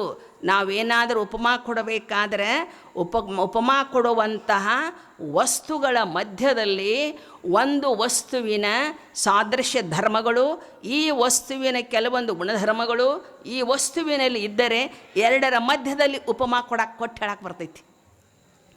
ಗಗನಂ ಗಗನಾಕಾರಂ ಸಾಗರಃ ಸಾಗರೋಪಮಃ ರಾಮ ರಾವಣಯೋರ್ಯುದ್ಧಂ ರಾಮ ರಾವಣಯೋರಿವ. ಕವಿರತ್ನ ಕಾಳಿದಾಸ ರಘುವಂಶದಲ್ಲಿ ಬರೀತಾ ಇದ್ದಾನ. ಏನಂತ ಬರೀತಾ ಇದ್ದಾನ? ಗಗನಂ ಗಗನಾಕಾರಂ. ನಿಮ್ಮನ್ನು ಪ್ರಶ್ನೆ ಮಾಡ್ತೈತಿ. ಈಗ ಗಗನ ಹೇಗಿದೆ ಅಂತ ನಿಮ್ಮನ್ನು ಪ್ರಶ್ನೆ ಮಾಡಿದರೆ ಇನ್ನೊಂದು ಅಂಥದ್ದು ಇರಬೇಕಲ್ರಿ ಗಗನ. ಇನ್ನೊಂದು ಐತಿನದು ಒಂದೈತಿ, ಅದು ಆಕಾಶ ಒಂದೈತಿ. ಗಗನದಂತೆ ಇನ್ನೊಂದು ಗಗನ ಇಲ್ಲವಾದುದರಿಂದ ಆ ಗಗನಕ್ಕೆ ಗಗನವೇ ಉದಾಹರಣೆ ಆಗಬೇಕಲ್ಲ. ಅದರಂಥ ಇನ್ನೊಂದು ಇತ್ತು ಅಂತಂದರೆ ಅದನ್ನು ಇಲ್ಲಿನ ಹೋಲಿಸ್ಬೋದಿತ್ತು, ಇದಕ್ಕೆ ಅದ್ರ ಹೋಲಿಕೆ ಕೊಡ್ಬೋದಿತ್ತು. ಆದರೆ ಹಾಗಿಲ್ಲ, ಗಗನ ಒಂದೇ ಇದ್ದುದರಿಂದ ಗಗನಂ ಗಗನಾಕಾರಂ, ಗಗನಕ್ಕೆ ಗಗನವೇ ಉದಾಹರಣೆ. ಆಮೇಲೆ ಸಾಗರ ಸಾಗರೋಪಮಃ, ಸಾಗರ ಹೇಗೈತಿ ಅಂತ ನಿಮ್ಮನ್ನು ಕೇಳಿದರೆ ನೀವೇನು ಹೇಳೋರು? ಈಗ ಸಾಗರ ಹೇಗಿದೆ ಅಂತ ಕೇಳಿದರೆ, ಇಲ್ರಿ ನಮ್ಮ ಮನೆ ಮುಂದೆ ಮನೆ ಕಾಲುವೆ ಬಂದವು ಹಂಗಿರ್ಬೇಕು ಬಿಡ್ರಿ ಅಂತ ಅನ್ಬೋದು ನೀವು. ಅಲ್ಲ, ಸಾಗರಕ್ಕೆ ಸಾಗರವೇ ಉದಾಹರಣೆ, ಇನ್ನೊಂದು ಸಾಗರವಿಲ್ಲವಾದುದರಿಂದ ಸಾಗರಕ್ಕೆ ಸಾಗರನೇ ಉದಾಹರಣೆ. ರಾಮ ರಾವಣರ ಯುದ್ಧ ಹೇಗೆ ನಡೀತು ಅಂತ ನಿಮ್ಮನ್ನು ಕೇಳಿದರೆ ನೀವೇನು ಹೇಳವ್ರ? ಮೊನ್ನೆ ನಮ್ಮ ಆಜು ಬಾಜು ಮನೆಯೊಳಗೆ ಕಲ್ಲಪ್ಪ ಮಲ್ಲಪ್ಪ ಬಡ್ದಾಡಿದ್ರಿ, ಹಂಗಿರ್ಬೇಕು ಬಿಡ್ರಿ ಅಂತಂದಿರಿ. ಹಂಗಲ್ಲದು. ರಾಮ ರಾವಣರ ಯುದ್ಧ ರಾಮ ರಾವಣರಂತೆಯೇ ಆಯಿತು ಅಂತ ಹೇಳಬೇಕು, ಸಾದೃಶ್ಯ ಕೊಡಕ್ಕೆ ಬರೋದಿಲ್ಲ. ಸಿದ್ದೇಶ್ವರ ಅಪ್ಪವ್ರು ಹೇಗಿದ್ರು ಅಂತ ಕೇಳಿದರೆ ಸಿದ್ದೇಶ್ವರ ಅಪ್ಪನಂಗ ಇದ್ರು ಅಂತ ಹೇಳಬೇಕು ಹೊರತು ಮತ್ತೊಂದು ಉಪಮ ಕೊಡಕ್ಕೆ ಬರೋದಿಲ್ಲ. ಅಂತಹ ಅನುಪಮ ಶರಣರು ನಿಮ್ಮ ಶರಣರು, ಉಪಮಾತೀತರು ಅಂತ ಶರಣರು ಹೇಳುವಲ್ಲಿ ಉಪಮಾ ಕೊಡಲಿಕ್ಕೆ ಬರದೇ ಇರತಕ್ಕಂಥ ಮಹಾವಿಭೂತಿ ಪುರುಷರು. ಅವರ ವ್ಯಕ್ತಿತ್ವ ಹೇಗಿತ್ತು ಅಂದರೆ ತೆರೆ ಅಡಗಿದ ಸಮುದ್ರದಂತೆ. ನಿಜಗೊಂಡ್ರೆ ಬರೀತಾರ. ಇಂಥ ಮಹಾತ್ಮನ ವ್ಯಕ್ತಿತ್ವವನ್ನು ಗಮನಿಸಿ ಅವರು ಬರೀತಾ ಇದ್ದಾರ. ಹೇಗೆ? ತೆರೆ ಅಡಗಿದ ಸಮುದ್ರದಂತೆ. ತೆರೆಗಳೆಲ್ಲ ಅಡಗಿ ಹೋದಾಗ ಸಮುದ್ರ ಹೆಂಗಿರ್ತೈತ್ರಿ? ಸಮುದ್ರ ಹೆಂಗಿರ್ತೈತಿ ಅಂದರೆ ನಿಶ್ಶಬ್ದವಾಗಿರ್ತೈತಿ. ಹಾಗೆ ಮನಸ್ಸಿನ ಎಲ್ಲ ಕವಲು ದಾರಿಗಳೆಲ್ಲವೂ ಕಳೆದು ಹೋದಾಗ ಮನಸ್ಸು ಏಕಾಗ್ರವಾಗಿರುತ್ತೆ, ಮನಸ್ಸು ಪ್ರಸನ್ನವಾಗಿರುತ್ತೆ, ಮನಸ್ಸಿಗೆ ಅನ್ಯ ಉಪಾಧಿಗಳೇ ಇಲ್ಲ. ಅಂತಹ ಮನಸ್ಸು ಸಮುದ್ರದೊಳಗಿನ ತೆರೆಗಳು ಅಡಗಿದಾಗ ಹೆಂಗೆ ಶಾಂತವಾಗಿರುತ್ತೋ ಪೂಜ್ಯ ಗುರುಗಳ ಮನಸ್ಸು ಆ ರೀತಿ ಅದು ನಿಸ್ತರಂಗವಾಗಿತ್ತು. ತೆರೆ ಅಡಗಿದ ಸಮುದ್ರದಂತೆ, ಎಲೆಗಳು ಉದುರಿದ ಮರದಂತೆ. ಎಲೆಗಳೆಲ್ಲ ಉದುರಿ ಹೋದಾಗ ಮರ ಹೆಂಗಿರ್ತೈತಿ? ನಿಶ್ಶಬ್ದವಾಗಿರ್ತೈತಿ.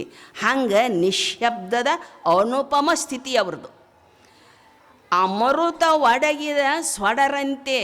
ಎಲ್ಲ ಗಾಳಿ ಸ್ತಬ್ಧ ಆದ ಬಳಿಕ ನೀವು ಬೇಕಾದಂಗೆ ದೀಪ ಉರಿಸ್ಬೋದು. ಹಾಗೆ ಮರುತ ಅಡಗಿದ ಸ್ವಡರಂತೆ. ಅವರ ವ್ಯಕ್ತಿತ್ವಕ್ಕೆ ಎಷ್ಟು ಹೋಲಿಕೆ ಕೊಟ್ಟರು ಕೂಡ ಕಡಿಮೆನೇ. ಈಗ ನಿಮ್ಮ ಮನ್ಯಾಗ ಮಜ್ಜಿಗೆ ಕಡಿತೀರ, ಮಜ್ಜಿಗೆ ಬೆಣ್ಣೆ ಇದು ಮೊಸರು ಗಡಿಗೆ ಹಾಕ್ತೀರ, ಗಡಿಗೆ ಹಾಕಿ ಕಡ್ಗೊಲಿಟ್ಟು ಕಡಿತೀರ, ಕಡಿತೀರಿ. ಅದರ ಮೇಲೆ ಬೆಣ್ಣೆ ಬಂತು, ಕೆಳಗೆ ಮಜ್ಜಿಗೆ ನಿಂತ್ಕೊಂತು. ಆ ಬೆಣ್ಣಿನ ಉಂಡೆ ಮಾಡಿದ್ರಿ. ಉಂಡೆ ಮಾಡಿ ಅದನ್ನು ಈಗ ನೀವು ಯಾರಿಗೋ ಅದನ್ನು ಶೇಲ್ ಮಾಡಬೇಕಂತ ಬೆಣ್ಣೆ ಉಂಡೆ 1 kg ಬೆಣ್ಣೆ ನೀವು ಕೊಟ್ರಿ. 1 kg ಬೆಣ್ಣೆ ಬೆಲೆ ಎಷ್ಟಿದೆ ರೀ? ಒಂದು 600 ರೂಪಾಯಿದು ಇರ್ಬೋದೇನು? ಅಲ್ಲ, ಹ್ಞೂ ಅನ್ರಿ, ನಾವೇನು ನಿಮಗೆ ಕೊಡ ಅಂತ ಕೇಳ್ತೇವೇನು?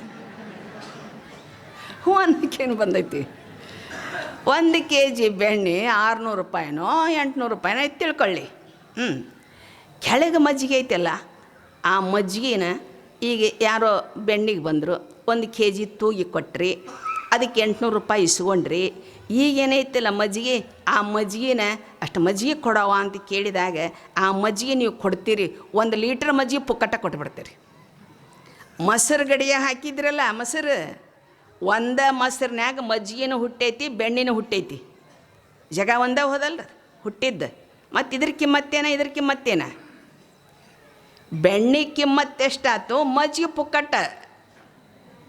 ಹಂಗೆ ನಾವೆಲ್ಲರೂ ತಾಯಿ ಗರ್ಭದಾಗ ಬಂದೇವಿ, ಪುಕ್ಕಟ್ಟ ಮಜ್ಜಿಗಿದ್ದಂಗೆ. ಅದು ಬೆಣ್ಣೆ ಕಿಮ್ಮತ್ತಿನ ಬೆಣ್ಣೆ. ಅದಕ್ಕೆ ಹೇಳಿದರು, ಶಿಲೆಯೊಳಗೆ ಹುಟ್ಟಿದ ವಜ್ರ ಶಿಲೆಯಂತಾಗದೆ ವಜ್ರ ತನ್ನ ಮೌಲ್ಯವನ್ನು ಹೆಂಗೆ ಕಾಯ್ದುಕೊಂಡಿರುತ್ತೋ ಶಿಲೆಯಲ್ಲಿ ಕಲ್ಲಿನೊಳಗೆ ವಜ್ರ ಹುಡ್ತೈತಿ, ಕಲ್ಲಿನೊಳಗನ ಕಲ್ಲಿನ ಕಿಮ್ಮತ್ತೇನ, ವಜ್ರದ ಕಿಮ್ಮತ್ತ ಏನ ಅಂತ. ಹಾಗೆ ಅವರು ತಾಯಿ ಗರ್ಭದೊಳಗನ ಬಂದರು, ಗುರುವಿನ ಹಸ್ತದಲ್ಲಿನೇ ಬೆಳೆದರು, ಲೋಕದ ಮಾನವರ ಜೊತೆಗೂಡಿದರು. ಆದರೂ ಕೂಡ ಅವರ ವ್ಯಕ್ತಿತ್ವ ವಿಭಿನ್ನ. ಅಂತಹ ಮಹಾಪುರುಷರ ಒಂದು ಸ್ಮರಣೆಯನ್ನು ನಾವು ನೀವೆಲ್ಲ ಈಗ ಮಾಡಲಿಕ್ಕೆ ಹತ್ತಿದ್ದೇವೆ. ಸಂತೋಷ. ನಿಮ್ಮದೆಲ್ಲ ಭಕ್ತಿ ಭಾವನೆಯನ್ನು ನೋಡಿದಾಗ ನಿಜವಾಗಿಯೂ ಕೂಡ ಗುರುದೇವರ ವ್ಯಕ್ತಿತ್ವವನ್ನು, ಸಾಧನೆಯನ್ನು, ಸಿದ್ಧಿಯನ್ನು ನೀವು ಅರ್ಥ ಮಾಡಿಕೊಂಡವರು ಅಂತ ತಿಳ್ಕೊಂಡನ ಇಂಥ ಚಳಿಯೊಳಗೆ ಅಲಗಾಡ್ದಂಗೆ ಕುಂತೀರಿ. ಅಲಗಾಡಬೇಡ್ರಿ ಅಂತ ಅಪ್ಪವ್ರು ಹೇಳ್ಯಾರ.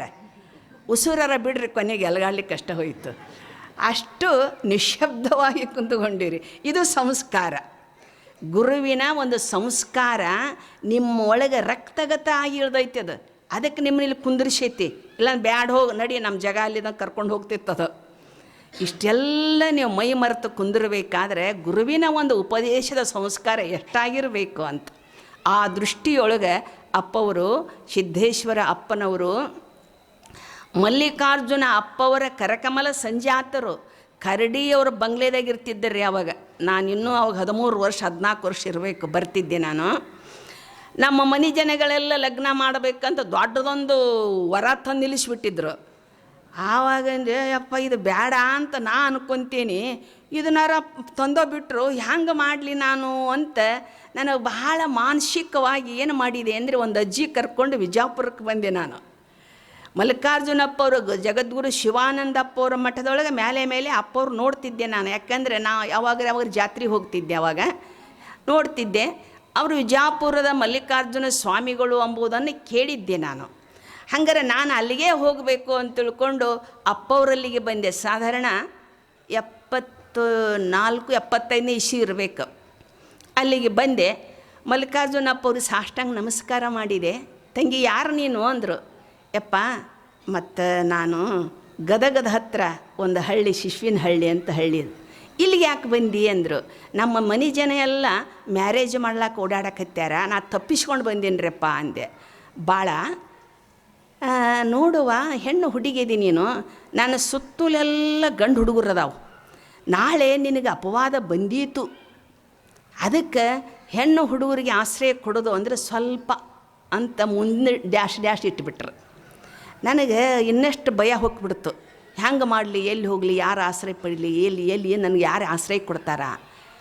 ಆಮೇಲೆ ಮಲ್ಲಿಕಾರ್ಜುನಪ್ಪವರು ಭಾಳ ನೋಡೋನು ಇರು 2 ದಿನ ಅಂದರು. 2 ದಿನ ಅಂದ್ರೆ ಆಶ್ರಮದಾಗ ಆಶ್ರಯ ಕೊಡಲಿಲ್ಲ ಅವರು. ಗುರುಬಾಯಿ ಗೌಡತಿ ಅಂತಿದ್ದರು. ಗುರುಬಾಯಿ ಗೌಡತಿ ಹುಣಸಾಳವರು. ಆ ಹುಣಸಾಳ ಗೌಡಶಾನಿ ಕರೆಸಿದ್ರು. ನೋಡು, ಇಲ್ಲೊಂದು ಹುಡುಗಿ ಬಂದೈತಿ, ಅದರ ಭವಿಷ್ಯ ಭಾಳ ಮುಂದೆ ಒಳ್ಳೇದಾಗೋದೈತಿ, ಏನೋ 2 ದಿನ 4 ದಿನ ನಿನ್ನ ಮನೆಯಾಗಿರಲಿ, ಮುಂದೆ ವಿಚಾರ ಮಾಡೋಣ ಅಂತ ಹೇಳಿದರು. ಆಯ್ತ್ರಪ್ಪ, ನಿಮ್ಮ ಇಚ್ಛಾ ಅಂತಂದು ನಾನು ದಿನಾಲು ಅಲ್ಲಿ ಶಿವಾನುಭವ ಮಂಟಪದಾಗ ಶಾಸ್ತ್ರ ಹೇಳ್ತಿದ್ರು ಅಪ್ಪವರು. ಬೆಳಗಿನ ಜಾವ ಅವರು ಗೌಡಶಾನಿಯವರು ಕರ್ಕೊಂಡು ಹೋಗ್ತಿದ್ರು ನನ್ನ. ಅಲ್ಲೆಲ್ಲ ಪ್ರವಚನ ಕೇಳಿ ಮತ್ತೆ ಅವ್ರ ಮನೆಗೆ ಹೋಗ್ಬೇಕು ನಾನು. ಹಿಂಗೆ ಅದು ಕನಿಷ್ಠ 6 ತಿಂಗಳು ಹೊತ್ತು. ಮತ್ತೆ ನಾ ಅಪ್ಪವ್ರನ್ನ ಕೇಳಿದೆ, ಅಪ್ಪವ್ರ ಮತ್ತು 6 ತಿಂಗಳಾತ ಅವ್ರ ಮನೆಯಾಗಿದ್ದು, ನಮ್ಮ ಮನೆ ಜನ ಎಲ್ಲ ಹುಡುಕಿ ಬ್ಯಾಸತ್ತು, ಅವು ಏನಾಗ್ಯಾವ ಗೊತ್ತಿಲ್ಲ, ಮತ್ತು ನನಗೆಲ್ಲಾರ ಒಂದು ಆಶ್ರಯ ಸರಿಯಾಗಿ ಕೊಡಿಸಿದ್ರೆ ಒಳ್ಳೇದಾಕತ್ರಿ ಅಪ್ಪರ ಅಂತ ನಾನು ಮತ್ತೆ ಅತ್ತ ಬಿಟ್ಟೆ ಕುಂತ್ಕೊಂಡು. ಅವಾಗ ಅವರಂದರು, ಭಾಳ ಇಲ್ಲೆಲ್ಲ ಸಾಧಕರದಾರ ಗಂಡು ಹುಡುಗರು, ಏನು ಮಾಡೋದು ಅಂದರು. ಮತ್ತು ಅದ ಮಾತೇ ಹೇಳಿದ್ರು ಅವರು. ಇಷ್ಟು ಸುತ್ತಲೇ ಅದಾರ, ಸಾಧಕರದಾರ, ಅವು ಗೋಧಿ ತಿನ್ನೋದಲ್ಲಂತವು, ಬೆಲ್ಲ ತಿನ್ನೋದಲ್ಲಂತವು, ಕಡ್ಲಿಬೇಳೆ ತಿನ್ನೋದಲ್ಲಂತವು, ಚೀಲೆಲ್ಲ ಮಾಯ ಆಗಿರ್ತಾವೆ ಅಂದ್ಬಿಟ್ರು. ಅಪ್ಪಾರ, ನಾ ಏನು ಕೇಳಕತ್ತೀನಿ, ನೀವೇನು ಹೇಳಕತ್ತೀರಿ? ಅಲ್ಲ, ಭಾಳ ಅದು ಶೀಲವಂತರ ಓಣ್ಯಾಗ ಕೋಳಿ ಮಾಯ ಆದಂಗೆ ಆಕತ್ತೈತಿ ಅಂದ್ಬಿಟ್ರು. ಮತ್ತು ಹೊಳೆ ಅದ ಮಾತ. ಅಯ್ಯೋಪ್ಪ, ನಾ ಕೇಳೋದು ಒಂದಾತು, ಇವ್ರು ಹೇಳೋದು ಒಂದಾತಲ್ಲ ಅಂತ. ಅಪ್ಪವ್ರು ಆ ಮಾತು ಬಿಟ್ಟು ಬಿಡ್ರಿ, ಯಾಕೆ ಅವ್ರು ಸಿಟ್ಟು ಹೇಳ್ತಾರೆ ನನ್ನ ಮ್ಯಾಗ. ದಯವಿಟ್ಟು ನನ್ನ ಭವಿಷ್ಯದ ಬಗ್ಗೆ ಒಟ್ಟು ಏನಾದರೂ ಹೇಳ್ರಿ. ಅವಾಗ ಅಪ್ಪವರು ಸಿದ್ದೇಶ್ವರ ಅಪ್ಪವ್ರು ಬಂದರು. ಆ ಹೊತ್ತಿಗೆ ಸಿದ್ಧ ಇಲ್ಲಿಂದ ಭಾಳ ಬಂದೈತೆ ನೋಡಂದ್ರು. ಅದು ನಿಮಗೆ ಬಿಟ್ಟು ಕೊಟ್ಟ ವಿಷಯ ಅಂದ್ರೆ ಅವರು ಏನೋ ಮಾತಾಡಲಿಲ್ಲ, ಹೋಗಿಬಿಟ್ರು ಅವರು. ಆಮೇಲೆ ಅಪ್ಪವರು ಜವಾಬ್ದಾರಿ ತಗೊಂಡ್ರು. ಕರುಣಾಳು ತಂದೆ ಸದ್ಗುರುನಾಥ ಜವಾಬ್ದಾರಿ ತಗೊಂಡ್ರು. ಏನು ಮಾಡಿದರು ಅಂತಂದರೆ, ಭಾಳ ಗದಗಿನ ಮಠಕ್ಕೆ ಹೋಗೋಣಂತ ಗದಗಿನ ಮಠದೊಳಗೆ ಈ ವಿಷಯ ಪರಿಷ್ಕರಣೆ ಆಗಲಿ ಇದು ಹೆಂಗೆ ಮಾಡಬೇಕು ಅಂಬುದು ಅಲ್ಲೇ ಹೇಳ್ತೇನೆ ನಾನು. ಆಯ್ತು ರೀ ಅಪ್ಪವರು ನಾನು ಗೌಡಶಾನಿ ಇನ್ನೊಂದು 4 ಜನ ಗದಗಿನ ಮಠಕ್ಕೆ ಕರ್ಕೊಂಡು ಹೋದ್ರು. ಕರ್ಕೊಂಡು ಹೋಗಿ ಮಲ್ಲಿಕಾರ್ಜುನಪ್ಪವರು ಅಲ್ಲೇನೋ ಒಂದು ಹಿರಿಯ ಮ್ಯಾಳ ಇತ್ತಲ್ಲ, ಏನು ಕಮಿಟಿ ಜನ ಅವ್ರನ್ನೆಲ್ಲ ಕರೆಸಿ ಕುಂದಿರ್ಸಿದ್ರು.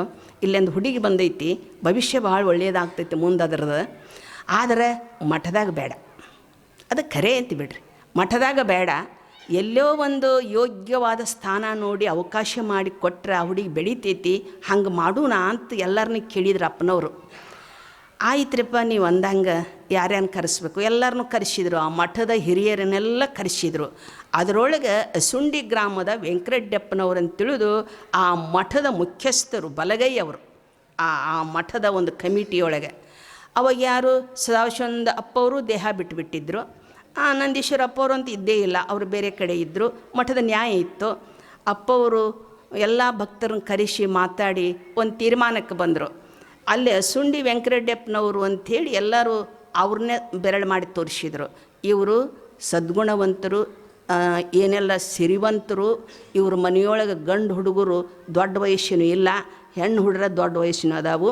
ಇವ್ರ ಮನೆಗೆ ಕಳಿಸಿದ್ರೆ ನಮ್ಮೆಲ್ಲರದು ಒಪ್ಪಿಗೆ ಐತಿರಪ್ಪ ಅವರ, ಅದಕ್ಕೆ ಅವ್ರ ಮನೆಗೆ ಕಳಿಸೋ ವ್ಯವಸ್ಥೆ ಮಾಡಿರಿ ಅಂತ ಕುಂತವರೆಲ್ಲ ಎದ್ದು ಹೇಳಿಬಿಟ್ರು.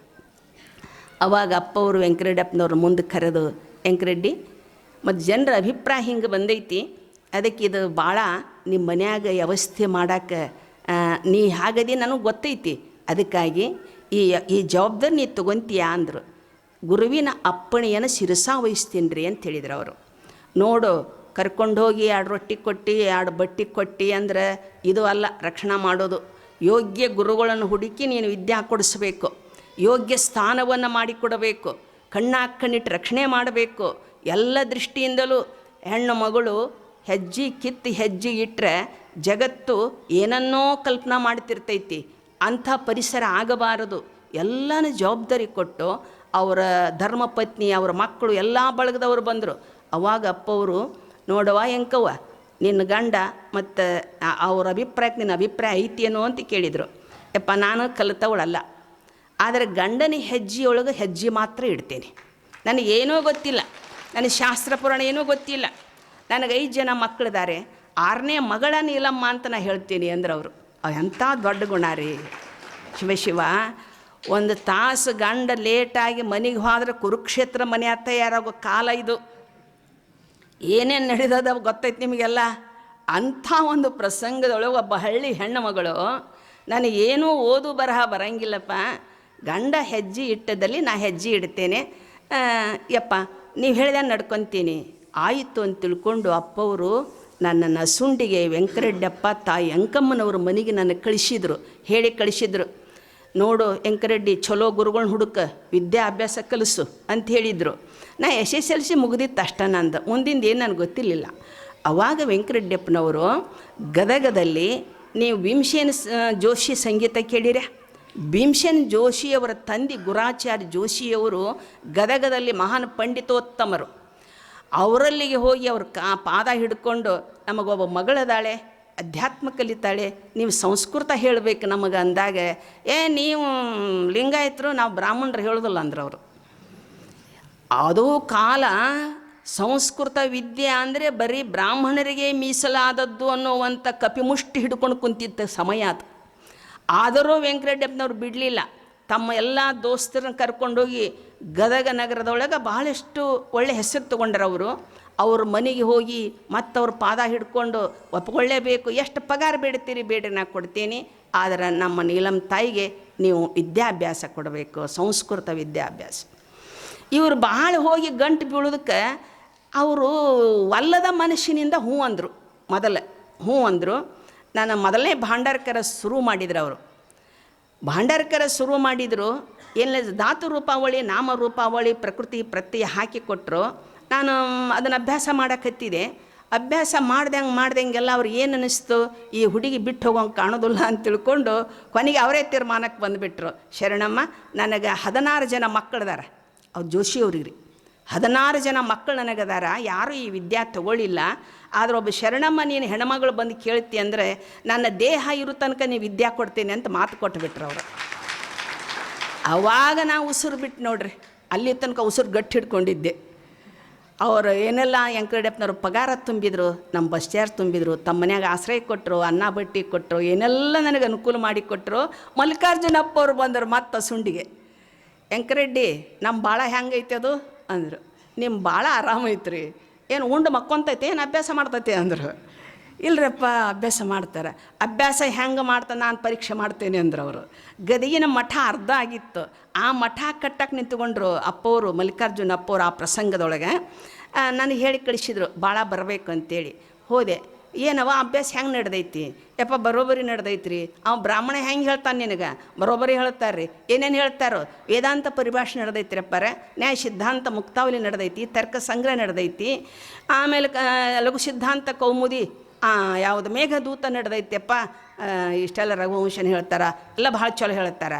ಆ ಚಲೋ ಹೇಳ್ತಾನ ಬ್ರಾಹ್ಮಣ ಅಂದರೆ ನನ್ನ ಮನಸ್ಸಿಗೆ ಬರಬೇಕಲ್ಲ ಅಂದರು. ಅಯ್ಯ ಮತ್ತೇನು ಮಾಡ್ರಿ ನಾನು ಅಂದೆ. ಏನಿಲ್ಲ, ನಾನು ಎಲ್ಲಿ ತನಕ ಇಲ್ಲಿ ಮಠ ಕಟ್ಟಾಕಿರ್ತೇನೆ ಒಂದೂವರೆ ವರ್ಷ, ಅಲ್ಲಿ ತನಕ ನೀ ಇಲ್ಲೇ ಬರ್ಬೇಕು ಅಭ್ಯಾಸಕ್ಕಂದ್ರು. ಆಯ್ತು ರೀ ಅಪ್ಪಾರ, ಬೆಳಿಗ್ಗೆ ನಿಮ್ಮಲ್ಲಿ ಬಂದು ಸಾಯಂಕಾಲ ಅಲ್ಲಿ ಹೋಗ್ತೀನಿ ನಾನು. ಹಂಗೆ ಮಾಡಂದರು.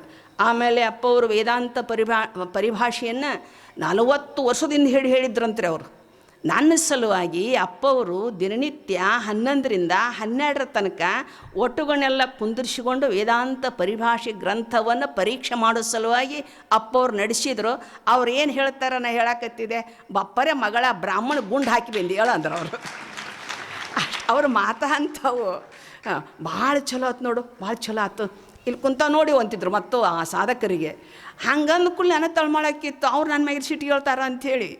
ಅಷ್ಟೊಂದು ಪ್ರೀತಿಯಿಂದ ಪುನಃ ಅದನ್ನೇನು ನಾನು ಓದಿದ್ದೆ ಅದನ್ನೆಲ್ಲವನ್ನೂ ಕೇಳಿದ್ರು ಅವರು. ಕೇಳಿ ಸಂತೋಷ ಪಡ್ತಿದ್ರು.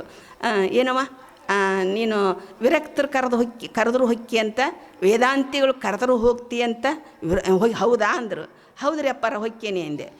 ಆ ವಿರಕ್ತರಿಗೆ ಆ ಪಂಚಾಚಾರಿ ಗುಂಡು ಹಾರಿಸಿ ಬಂದುಬಿಡೋ ಅಂದರು. ಅಪ್ಪಾರ ಗುಂಡು ಅರ್ಥ ಹಂಗಲ್ಲ, ಮತ್ತು ಹಂಗಲ್ಲದು ಅಂದರೆ ಗೆದ್ದವ ಅಂತ ಅರ್ಥದು, ಮತ್ತೇನು ಅಲ್ಲ. ಆ ಮಾತಿನೊಳಗೆ ಎಷ್ಟು ಪ್ರೀತಿ ಇರಬೇಕು. ಬಹಳ ಸಂತೋಷ ಪಡ್ತಿದ್ರು, ಬಹಳ ಸಂತೋಷ ಪಡ್ತಿದ್ರು.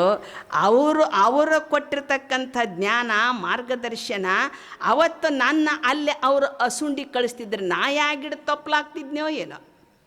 ಇದೆಲ್ಲ ಮಲ್ಲಿಕಾರ್ಜುನ ಅಪ್ಪವರು ಕೊಟ್ಟಿರ್ತಕ್ಕಂಥ ಧೈರ್ಯ ಅಸ್ಥೈರ್ಯ ನನ್ನನ್ನು ಇಲ್ಲಿ ಕರ್ಕೊಂಡು ಬಂದು ಕುಂದಿರ್ಸೈತೆ ಅಷ್ಟನ. ಅಷ್ಟು ಪ್ರೀತಿ ಮಾಡ್ತಾಯಿದ್ರು. ಬರೇ ಪ್ರೀತಿ ಅಲ್ಲ, ಅದರೊಂದಿಗೆ ಇದು ಬೆಳಿಬೇಕಂತ ತಿಳ್ಕೊಂಡು ನನ್ನನ್ನು ಸುಂಡಿಯೊಳಗೆ ಇಟ್ಟು ಅಪ್ಪವ್ರು ಬೆಳೆಸಿದ್ರು. ಇದು ನಿಜವಾಗಿರ್ತಕ್ಕಂಥ ಗುರುವಿನ ಅಂತಃಕರಣ ಅಂತ.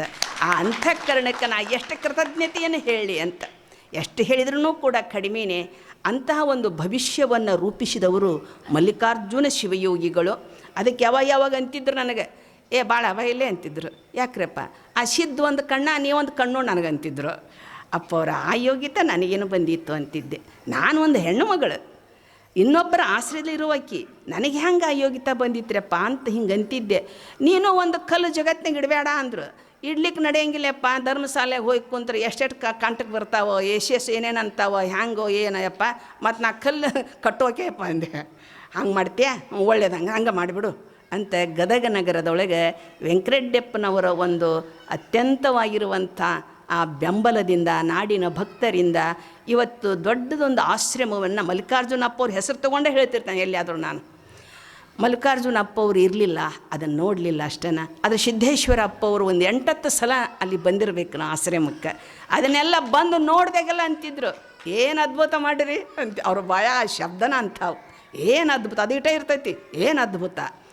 ಅವ್ರು ಹೇಳ್ತಿದ್ರು, ಮನೆ ಕಟ್ಟಿಸಿರ್ತಾರೆ ಯಾರೇ, ಮನೆ ಕಟ್ಟಿಸಿದಾಗ ಇವರು ಮನೆ ಓಪನಿಂಗ್ ಹೋಗಿರ್ತಾರಲ್ಲ, ಸುಮ್ಮನೆ ಉಂಡು ಬರೋಂಗಿಲ್ಲ ಇವ್ರೇನು ಬಂದಿರ್ತಾರೆ ಅಂತಾರ, ಕಿಡಿಕಿ ಅಲ್ಲಿ ಬರಬಾರ್ದಾಗಿತ್ತು, ಬಾಗಿಲು ಇಲ್ಲಿ ಬರಬಾರ್ದಾಗಿತ್ತು, ಕಟ್ಟಿಸಿದ ಒಂದು ಅರ್ಧ ಶಕ್ತಿನೇ ಹೋಗಿರ್ಬೇಕಲ್ಲೇ, ಇವ್ರು ಉಂಡು ಸುಮ್ಮನೆ ಬರೋದಿಲ್ಲ ಅಂತ ಹೇಳ್ತಿದ್ರು. ಅಪ್ಪಾರ ನೀವು ಹೇಳ್ತಿರಲ್ಲ ಹಾಗಾಗಿತ್ತೇನ್ರಿ ಇದು ಅಂತಿದ್ದೆ. ಇಲ್ಲ ನೀವು ಶ್ರಮ ಪಟ್ಟಿರಿ, ಅಪ್ಪವ್ರು ನಿಮ್ಗೆ ಆಶೀರ್ವಾದ ಮಾಡ್ಯಾರ, ಭಾಳ ಸಂತೋಷ ಆಗೈತೆ ನನಗೆ ಅಂತ ಹೇಳ್ತಿದ್ರು. ಆದಮೇಲೆ ಅವ್ರ ದೇಹ ಬಿಡೋದು ಸ್ವಲ್ಪ ದಿನ ಇತ್ತು. ಆವಾಗ ಜ್ಞಾನಯೋಗಾಶ್ರಮಕ್ಕೆ ಬಂದೆ. ಅಪ್ಪವ್ರ ಆರೋಗ್ಯ ಯಾಕೆ ಸ್ವಲ್ಪ ಅಸ್ತವ್ಯಸ್ತ ಆಗಿತ್ತು, ಸುದ್ದಿ ಬಂತು, ಬಂದೆ. ಮ್ಯಾಗಿಂದ ಬಂದ್ರಿ ಕೆಳಗಿಳಿದು ಅಲ್ಲೊಂದು ಕುರ್ಚಿ ಹಾಕ್ರಿ ಅಂದ್ರೆ ಕುರ್ಚಿ ಹಾಕಿ ಕುಂತರು. ಮತ್ತೇನು ತಿಳಿತು, ನೋಡ್ರಿ ಮಾತಾಜಿ ಸ್ವಲ್ಪ ಹಿಂಗೆ ನೋಡ್ಕೊಂಬರ್ರಿ ಗಿಡಗಳನ್ನು ಅಂದ್ರೆ. ಆಯ್ತರಪ್ಪರ ಅಂತ ನಾನು ಆ ಗಿಡಗಳನ್ನೆಲ್ಲ ಅಡ್ಡಾಡಿಕೊಂಡು ಹೊಳೆ ಬಂದು ಅಲ್ಲೇ ಕುಂತಿದ್ರು. ನಿಮಗೇನು ಅನ್ನಿಸ್ತೈತಿ ಅಂದರು. ನನಗೇನು ಅನ್ನಿಸ್ಬೇಕ್ರಪ್ಪರ, ಆ ಗಿಡ ನೋಡಿದ ಕೂಡಲೇ ಜಗಳಿಲ್ಲ, ಜೋಟಿಲ್ಲ, ಏನೇನಿಲ್ಲ, ಆರಾಮ್ ನೋಡ್ರಿ ಅಂದೆ. ಹಂಗ್ಯಾಕಂತೀರಿ ಅಂದರು. ಮತ್ತೇನು ರೀ, ಹೂ ಇಲ್ಲ, ಕಾಯಿ ಇಲ್ಲ, ಹಣ್ಣಿಲ್ಲ, ಯಾರು ಹರ್ಕೊಳಂಗನೂ ಇಲ್ಲ, ಹರ್ಕೊಂಡ್ರೆ ಜಗಳ ಬರ್ತೈತಿ. ಅದೇ ಜಗಳ ಬರಬಾರ್ದಂತ ಕಾಡು ಗಿಡ ಬರೋಬರಿ ಬೆಳೆಸಿರಿ ನೋಡ್ರಿ ಅಪ್ಪಾರ ಅಂದೆ. ನಗಾಕತ್ತಿ ಬಿಟ್ರು. ಖರೆ ಐತೆ ಅದು ಅಂದರು. ನಾ ಏನಾರು ಹೂವಿನ ಗಿಡ ಹಣ್ಣಿನ ಗಿಡ ಹಚ್ಚಿಬಿಟ್ರೆ ಬಂದವ್ರು ಎರಡು ಹರ್ಕೊಂಡು ಹೋಗಿಬಿಟ್ರೆ ಅದಕ್ಕೆ ನೀರು ಹಾಕೋರು ಹೋಗಿ ಅವ್ರು ಬೆನ್ನು ಹತ್ತಿ ಆ ಕದ್ಕೊಂಡು ಹೋದ ಹಣ್ಣನ್ನು ತೊಗೊಂಬರ್ತಾರೆ ಹೊಳಗೆ. ಹಂಗಾಗಬಾರ್ದು ಅಂತ ಹಿಂಗೆ ಬಿಡಿಸೀನಿ. ಏನು ಅವರು ರೀ, ಅಂಥ ಪುಣ್ಯಾತ್ಮರನ್ನು ನಾವೆಷ್ಟು ಕೊಂಡಾಡಬೇಕು, ಎಷ್ಟು ಹಾಡಿ ಹೊಗಳಬೇಕು, ಎಷ್ಟಾದ್ರೂ ಕಡಿಮೆನೇ, ಶಬ್ದ ನಿಲ್ಕೋದಿಲ್ಲ. ಅಂಥ ಮಹಾನ್ ವಿಭೂತಿ ಪುರುಷರನ್ನು ಪಡೆದಿರ್ತಕ್ಕಂಥ ನಮ್ಮ ಜನ್ಮವೇ ಸಾರ್ಥಕ ಏನು ಅಂತ. ಯಾಕಂದರೆ ಅವತ್ತಿನ ಕಾಲದಲ್ಲಿ ನಾವಿರಲಿಲ್ಲ, ಬಸವಾದಿ ಶರಣರ ಕಾಲದೊಳಗೆ ನಾವಿರಲಿಲ್ಲ. ಅವಾಗಿದ್ರೆ ಭಾಳ ಚಲೋ ಇತ್ತು ನೋಡೋ ಅಂತೇವಿ. ಶಿವಾನಂದ ಅಪ್ಪರ ಕಾಲ ನಾವಿರಲಿಲ್ಲ, ನಾವಿದ್ರೆ ಭಾಳ ಚಲೋ ಆಕಿತ್ತು ನೋಡೋ ಅಂತಂತೇವಿ. ಆದರೆ ಅವ್ರು ಇಲ್ದಿದ್ರೂ ಕೂಡ ಮಲ್ಲಿಕಾರ್ಜುನ ಅಪ್ಪವ್ರು ಇರುವಂಥ ಸಮಯದೊಳಗೆ ನಾವಿದ್ವಿ, ಸಿದ್ದೇಶ್ವರ ಅಪ್ಪವ್ರು ಇರುವಂಥ ಸಮಯದಲ್ಲಿ ನಾವಿದ್ವಲ್ಲ ಅಂತ ನಾವು ಸಮಾಧಾನ ಮಾಡ್ಕೊಳ್ಳೋದು ಅಷ್ಟೇ. ಇಂಥವ್ರು ಪ್ರತ್ಯಕ್ಷ ನೋಡಿದ್ವಿ, ಅವರ ಅನುಭವವನ್ನು ಕೇಳಿದ್ವಿ, ಅವರ ಕರುಣೆಯನ್ನು ಪಡೆದಿವೆಲ್ಲ, ನಮ್ಮ ಬದುಕು ಸಾರ್ಥಕ ಅನ್ನುವಂಥರ ಮಟ್ಟಿಗೆ ನಮಗೆಲ್ಲರಿಗೂ ಸಂತೋಷ. ಆದರೆ ಇನ್ನಷ್ಟು ದಿನ ಅಪ್ಪವ್ರು ಇರಬೇಕಾಗಿತ್ತು ಅನ್ನೋದನ್ನೇ ಬಂದಿತ್ತು. ಆದರೆ ದೈವೇಚ್ಛೆ ಯಾರನ್ನು ಬಲ್ಲದು, ವಿಧಿ ನಿಯಮ ಏನೈತಿ ಅದು ಆಗಲೇಬೇಕು. ಆ ದೃಷ್ಟಿಯೊಳಗೆ ಸಿದ್ದೇಶ್ವರ ಅಪ್ಪವರು ಮಲ್ಲಿಕಾರ್ಜುನ ಶಿವಯೋಗಿಗಳು ಬಹುತೇಕವಾಗಿ ಶ್ರೀಶೈಲ ಮಲ್ಲಿಕಾರ್ಜುನನೇ ವಿಜಾಪುರಕ್ಕೆ ಬಂದನೇನೋ, ಸೊನಲಾಪುರದ ಸಿದ್ದರಾಮೇಶ್ವರನೇ ವಿಜಾಪುರಕ್ಕೆ ಬಂದನೇನೋ ಅನ್ನುವಷ್ಟರ ಮಟ್ಟಿಗೆ ಆ ಗುರು ಶಿಷ್ಯರ ಸಂಬಂಧ ಅದು ತಾಯಿ ಮಕ್ಕಳ ಸಂಬಂಧದಂತೆ. ಎಂಥ ಸಂಬಂಧ ರೀ ಅದು, ಎಂಥ ಗುರು, ಎಂಥ ಶಿಷ್ಯ. ಮಲ್ಲಿಕಾರ್ಜುನ ಅಪ್ಪವರ ಒಂದು ಅವರಲ್ಲಿ ಒಂದು ಶಿಷ್ಯತ್ವವನ್ನು ವಹಿಸಿ ಗುರುವಿನಿಗಿಂತಲೂ ಒಂದು ಹೆಜ್ಜೆ ಮುಂದು ಅನ್ನುವ ರೂಪದೊಳಗೆ ಅವರು ಭವಿಷ್ಯವನ್ನು ರೂಪಣ ಮಾಡಿದರು. ಆ ದೃಷ್ಟಿಯೊಳಗೆ ಅವರ ವ್ಯಕ್ತಿತ್ವಕ್ಕೆ ಸರಿಸಾಟಿಯಾಗುವಂಥ ವ್ಯಕ್ತಿಗಳನ್ನು ನಮ್ಮ ಸತ್ಸಂಪ್ರದಾಯದಲ್ಲಿ ನಾವು ಕಂಡಿಲ್ಲ. ಆ ದೃಷ್ಟಿಯೊಳಗೆ ಇವತ್ತು ನಾವು ನೀವೆಲ್ಲರೂ ಕೂಡ ಸಿದ್ದೇಶ್ವರ ಅಪ್ಪನ ಎಲ್ಲಿ ಕಾಣಬೇಕು, ಮಲ್ಲಿಕಾರ್ಜುನ ಅಪ್ಪನ ಎಲ್ಲಿ ಕಾಣಬೇಕು, ಎಲ್ಲಿ ಯಾರು ಹೀಗೆ ಪ್ರಶ್ನೆ ಮಾಡಿದಾಗ ಬೆರಳು ನೋಡಿ ತೋರಿಸುವಾಗ ಆ ಬೆರಳು ಅಮೃತಾನಂದ ಅಪ್ಪವ್ರ ಕಡೆ ಹೋಗ್ತೈತಿ. ಆ ಬೆರಳು ಯಾಕಂದರೆ ನನಗೆ ನಮ್ಮ ಮನಗೋಳಿ ಯಾವುದು ಕೊಂಡಗೋಳಿ ಸಾವುಕಾರು ಸೋಮಣ್ಣವರು ನಮ್ಮ ರೂಗಿ ಮಂದಿ ಹೇಳ್ತಿರ್ತಾರೆ, ಅಮ್ಮವರೇ ಸಿದ್ದೇಶ್ವರ ಅಪ್ಪವ್ರದ್ದು ಸಂಪೂರ್ಣವಾಗಿ ಅವರ ವ್ಯಕ್ತಿತ್ವ ಅವರಲ್ಲಿ ಹರಿದು ಬಂದೈತಿ ಅಂತ ಹೇಳ್ತಾರೆ. ಖರೆ ಐತೆ ಅದು, ನಾವು ಪ್ರತ್ಯಕ್ಷ ನೋಡ್ತೀವಿ. ಇವತ್ತು ಆಸ್ತಿ ಹೊಡೆದಾಡುವಂಥ ಸ್ವಾಮಿಗಳು, ಪೀಠಕ್ಕಾಗಿ ಬಡದಾಡೋ ಸ್ವಾಮಿಗಳು ಏನೆಲ್ಲ ಇವತ್ತು ಪ್ರತ್ಯಕ್ಷ ಕಾಣ್ತೇವೆ. ನನಗೆ ಮಠ ಬೇಡ, ಪೀಠ ಬೇಡ, ದುಡ್ಡು ಬೇಡ, ಏನೇನೋ ಬೇಡ, ಅಧಿಕಾರನೇ ಬೇಡ ನನಗೆ, ಹಿಂಗೆ ಅನ್ನುವಂಥ ಸ್ವಾಮಿಗಳನ್ನು ತೋರಿಸ್ತೀರೇ ನಟ. ತೋರಿಸ್ಬೇಕಾದ್ರೆ ನಾವು ಇಲ್ಲಿಗೆ ಬರಬೇಕಿತ್ತು ತೋರ್ಸೋಕ್ಕೆ. ಅಷ್ಟೊಂದು ಸರಳ ಸಾದಾ ಜೀವನ. ನಮಗಂತೂ ಅವ್ರು ನೋಡಿದಾಗ ಅನ್ನಿಸ್ತೈತಿ ಇದು ಬೇರೆ ಅಲ್ಲಪ್ಪ, ಇನ್ನೇನಾದರೂ ನಾವು ನಾಮಕರಣ ಮಾಡೋದಿದ್ರೆ ಮುಂದೊಂದು ಸಮಯದಲ್ಲಿ ಅಭಿನವ ಸಿದ್ದೇಶ್ವರ ಶ್ರೀಗಳಂತ ಅವ್ರ ಹೆಸರು ಇಡಾಕಬೇಕು. ನೀವು ಭಕ್ತರೆಲ್ಲ ನಿರ್ಣಯ ಮಾಡಲೇಬೇಕು. ತಪ್ಪೈತೇನ್ರಿದ್ರೆ ನಾನು ಅನ್ನೋದೇನಾರ ನಿಮ್ಮ ತಪ್ಪು ಅನ್ನಿಸ್ತೈತೇನು? ಇಲ್ಲ, ಒಳ್ಳೆಯದು, ಸಂತೋಷ. ಅಂಥ ವ್ಯಕ್ತಿತ್ವವನ್ನು, ಯಾಕಂದರೆ ವ್ಯಕ್ತಿಯ ವ್ಯಕ್ತಿತ್ವಕ್ಕೂ ಆ ಹೆಸರಿಗೂ ಸಂಬಂಧ ಇರಬೇಕು. ಈಗ ಹಾಲಮ್ಮ, ಹಾಲವ್ವ, ಹಾಲಪ್ಪ ಅಂತ ಹೆಸರಿಟ್ಕೊಂಡಿರ್ತಾರೆ, ಜೀವನದಾಗ ಮಜ್ಜಿಗೆನೇ ಕುಡಿದಿರೋದಿಲ್ಲ. ಶಾರದಾ ಅಂತ ಹೆಸರಿಟ್ಟಿರ್ತಾರೆ, ಶಾಲಿ ಕಟ್ಟಿನೇ ಹತ್ತಿರೋದಿಲ್ಲ. ಆ ಆನಂದ ಈ ಆನಂದ ಇಟ್ಕೊಂಡಿರ್ತಾರೆ, ಯಾವ ಆನಂದನೂ ಇಲ್ಲ. ಏನು ಮಾಡೋದಂತ ಆನಂದ ತಗೊಂಡು ವಿಷಯಾನಂದ, ಅದು ಅರ್ಥ ಅಲ್ಲ. ಅದಕ್ಕಾಗಿ ಅವರು ನಿಜವಾಗಿಯೂ ಕೂಡ ಆ ಜ್ಞಾನದ ಆನಂದವನ್ನು ಪಡೆದಿರ್ತಕ್ಕಂಥವರು. ಅವ್ರ ಹೆಸರಿಗಾಗಿ ಏನಾದರೂ ಅವ್ರ ಮನಸ್ಸು ಮಾಡಿಲ್ಲ. ಆದರೆ ಭಕ್ತರು ನಮ್ಮ ಪ್ರೀತಿಗೆ ಅಪ್ಪನ ಒಂದು ಹೆಸರು ಹೆಂಗೆ, ಒಂದು ಬೀಜ ನೀವು ಭೂಮಿಗೆ ಬಿತ್ತೀರಿ ಅಂತ ತಿಳ್ಕೊರಿ. ಇದೊಂದು ಹೇಳಿ ಮುಗಿಸ್ತೀನಿ, ಟೈಮ್ ಆಯಿತು. ಒಂದು ಬೀಜ ಭೂಮಿಗೆ ಬಿತ್ತೀರಿ ನೀವು. ಬಿತ್ತಿದಾಗ ಒಂದು ವಾರದ ಅವಧಿಯೊಳಗೆ ಅದನ್ನ ತೆಗೆದು ನೋಡ್ರಿ, ಮ್ಯಾಗಿನ ಶಿಪ್ಪೆಲ್ಲ ಕಳಚಿರ್ತೈತಿ. ಶೇಂಗಾನೋ ಯಾವುದೋ ಒಂದು ಬಿತ್ತಿರ್ತೀರಿ, ಮ್ಯಾಗಿನ ಶಿಪ್ಪೆಲ್ಲ ಕಳಿಸಿ ಹೋಗಿರ್ತೈತಿ. ಒಳಗಿನಿರುವಂಥ ಆ ಮೆಳಿಕೆ, ಆ ಶಕ್ತಿ ಎಲ್ಲ ಮ್ಯಾಲೆ ಮೆಳಿಕೆ ರೂಪದಲ್ಲಿ ಬಂದಿರ್ತೈತಿ ಅಲ್ರ. ಇದು ಶಿಪ್ಪಿ ಕಳಚೈತಿ. ಇದರೊಳಗಿರೋ ಶಕ್ತಿ ಮ್ಯಾಲೆ ಬೆಳೆದು ಬಂದೈತಿ. ಹಾಗೆ ಸಿದ್ದೇಶ್ವರ ಅಪ್ಪವರ, ಮಲ್ಲಿಕಾರ್ಜುನ ಶಿವಯೋಗಿಗಳವರ ದೇಹ ಅನ್ನುವಂಥ ಶಿಪ್ಪಿ ಬಿಚ್ಚಿ ಹೋಗೈತಿ. ಅವರಲ್ಲಿರುವ ಸತ್ವಶಕ್ತಿ ಅಮೃತ ಆನಂದ ಅಪ್ಪವರ ರೂಪದಲ್ಲಿ ಬೆಳೆಯಾಕತ್ತೀವಿ. ಇಲ್ಲಾಂದ್ರೆ ಇಷ್ಟು ಜನ ಹೆಂಗೆ ಬಂದಿರಿ ನೀವು? ಇಷ್ಟೊತ್ತಿನಾಗ ಇಷ್ಟು ಜನ ಹೆಂಗೆ ಬರ್ಲಿಕ್ಕೆ ಸಾಧ್ಯ? ಅದು ಇದು ಅಡವಿ. ಇಂತಹ ಸ್ಥಳದೊಳಗೆ ಇಷ್ಟು ನಿಶ್ಶಬ್ದವಾಗಿ ನೀವು ಕುಂತ್ಕೊಂಡಿರಿ ಅಂದರೆ ಇಲ್ಲಿ ಒಂದು ದೈವಿ ಶಕ್ತಿ ಆಕರ್ಷಣೆ ಮಾಡ್ತೈತಿ. ದೈವಿ ಶಕ್ತಿ ಆಕರ್ಷಣ ಆ ರೂಪದಲ್ಲಿ ಮಾಡ್ತೈತಿ. ಅದಕ್ಕಾಗಿ ನಿಜವಾಗಿಯೂ ಕೂಡ ಹೆಮ್ಮೆ ಪಡೋಣ, ಸಂತೋಷ ಪಡೋಣ. ನಾವು ಎಷ್ಟು ಹೇಳಿದ್ರೂ ಕೂಡ ಅದು ಕಡಿಮೆನೇ. ಆ ದೃಷ್ಟಿಯೊಳಗೆ ಇಲ್ಲಿಯವರೆಗೆ ನಾನು ಬಾಲಗಾಮಿಯಲ್ಲಿ ಅಪ್ಪವರು ಬಹಳ ದೊಡ್ಡ ಸಾಧನೆಯನ್ನು ಮಾಡಿದಾರು ಅಂತ ಕೇಳಿದ್ದೆ. ಆದರೆ ನೇರವಾಗಿ ಬರೋಕ್ಕೆ ಒಂದು ಮಾಧ್ಯಮ ಇರಲಿಲ್ಲ. ಮಾಧ್ಯಮ ಅಂದ್ರೇನು? ಒಂದು ನಿಮಿತ್ತ ಕಾರ್ಯಕ್ರಮ. ಅಪ್ಪವರು ಫೋನ್ ಮಾಡಿದರು, ಹೀಗೆ ಅಂತ. ನಮ್ಮ ಕೊಂಡಗುಳಿ ಸೌಕಾರು ಸೋಮಣ್ಣವರು ಅವರ ಭಕ್ತ ಮಂಡಳಿ ಬಂದರು. ಅಪ್ಪವ್ರ ಭಕ್ತ ಮಂಡಳಿ ಅವರು ಹಿಂಗ್ರಿ ಅಪ್ಪವ್ರು ಕಳಿಸ್ಯಾರ, ಅಪ್ಪವ್ರನ್ನ ಕಳಿಸ್ಬೇಡ ಅಂತ ಹೇಳಿದ್ದೆ ನಾನು. ಯಾಕೆ ಶ್ರಮ ಒಂದು ಮೈ ನನಗೆ ಆಗಲಿ, ನೀವು ಎಲ್ಲ ಶ್ರಮ ತೊಗೊಂಡು 5 ಜನ ಬಂದಿರಲ್ಲ, ಎಷ್ಟು ತೊಂದರೆ ಆಯ್ತು. ನಮ್ಮ ಬಸವಾನಂದ ಸ್ವಾಮಿಗಳು ಅಪ್ಪವ್ರದ್ದು ಅಪ್ಪಣೆ ಆಗೈತ್ರಿ, ಶಿಷ್ಟಾಚಾರ ಪದ್ಧತಿ ಬಿಡಬಾರ್ದು ಅಂತ ಹೇಳ್ಯಾರ, ನಿಮ್ಗೆ ಆಮಂತ್ರಣ ಕೊಡಕ್ಕೆ ಬಂದೇವಿ. ಇದು ನಮ್ಮದೇ ಮಠ, ನಮ್ಮ ಅಪ್ಪನ ಮಠನ ಐತಿದು ಅಂದಾಗ. ಆದರೂ ಒಂದು ರೂಪದೊಳಗೆ ಅಭಿಮಾನದಿಂದ ಇಲ್ಲಿ ಕಳುಹಿಸಿದರು. 2 ಮಾತು, ಯಾಕಂದ್ರೆ ಅವ್ರವ ಮಾತು ನಮ್ಮವಲ್ಲ.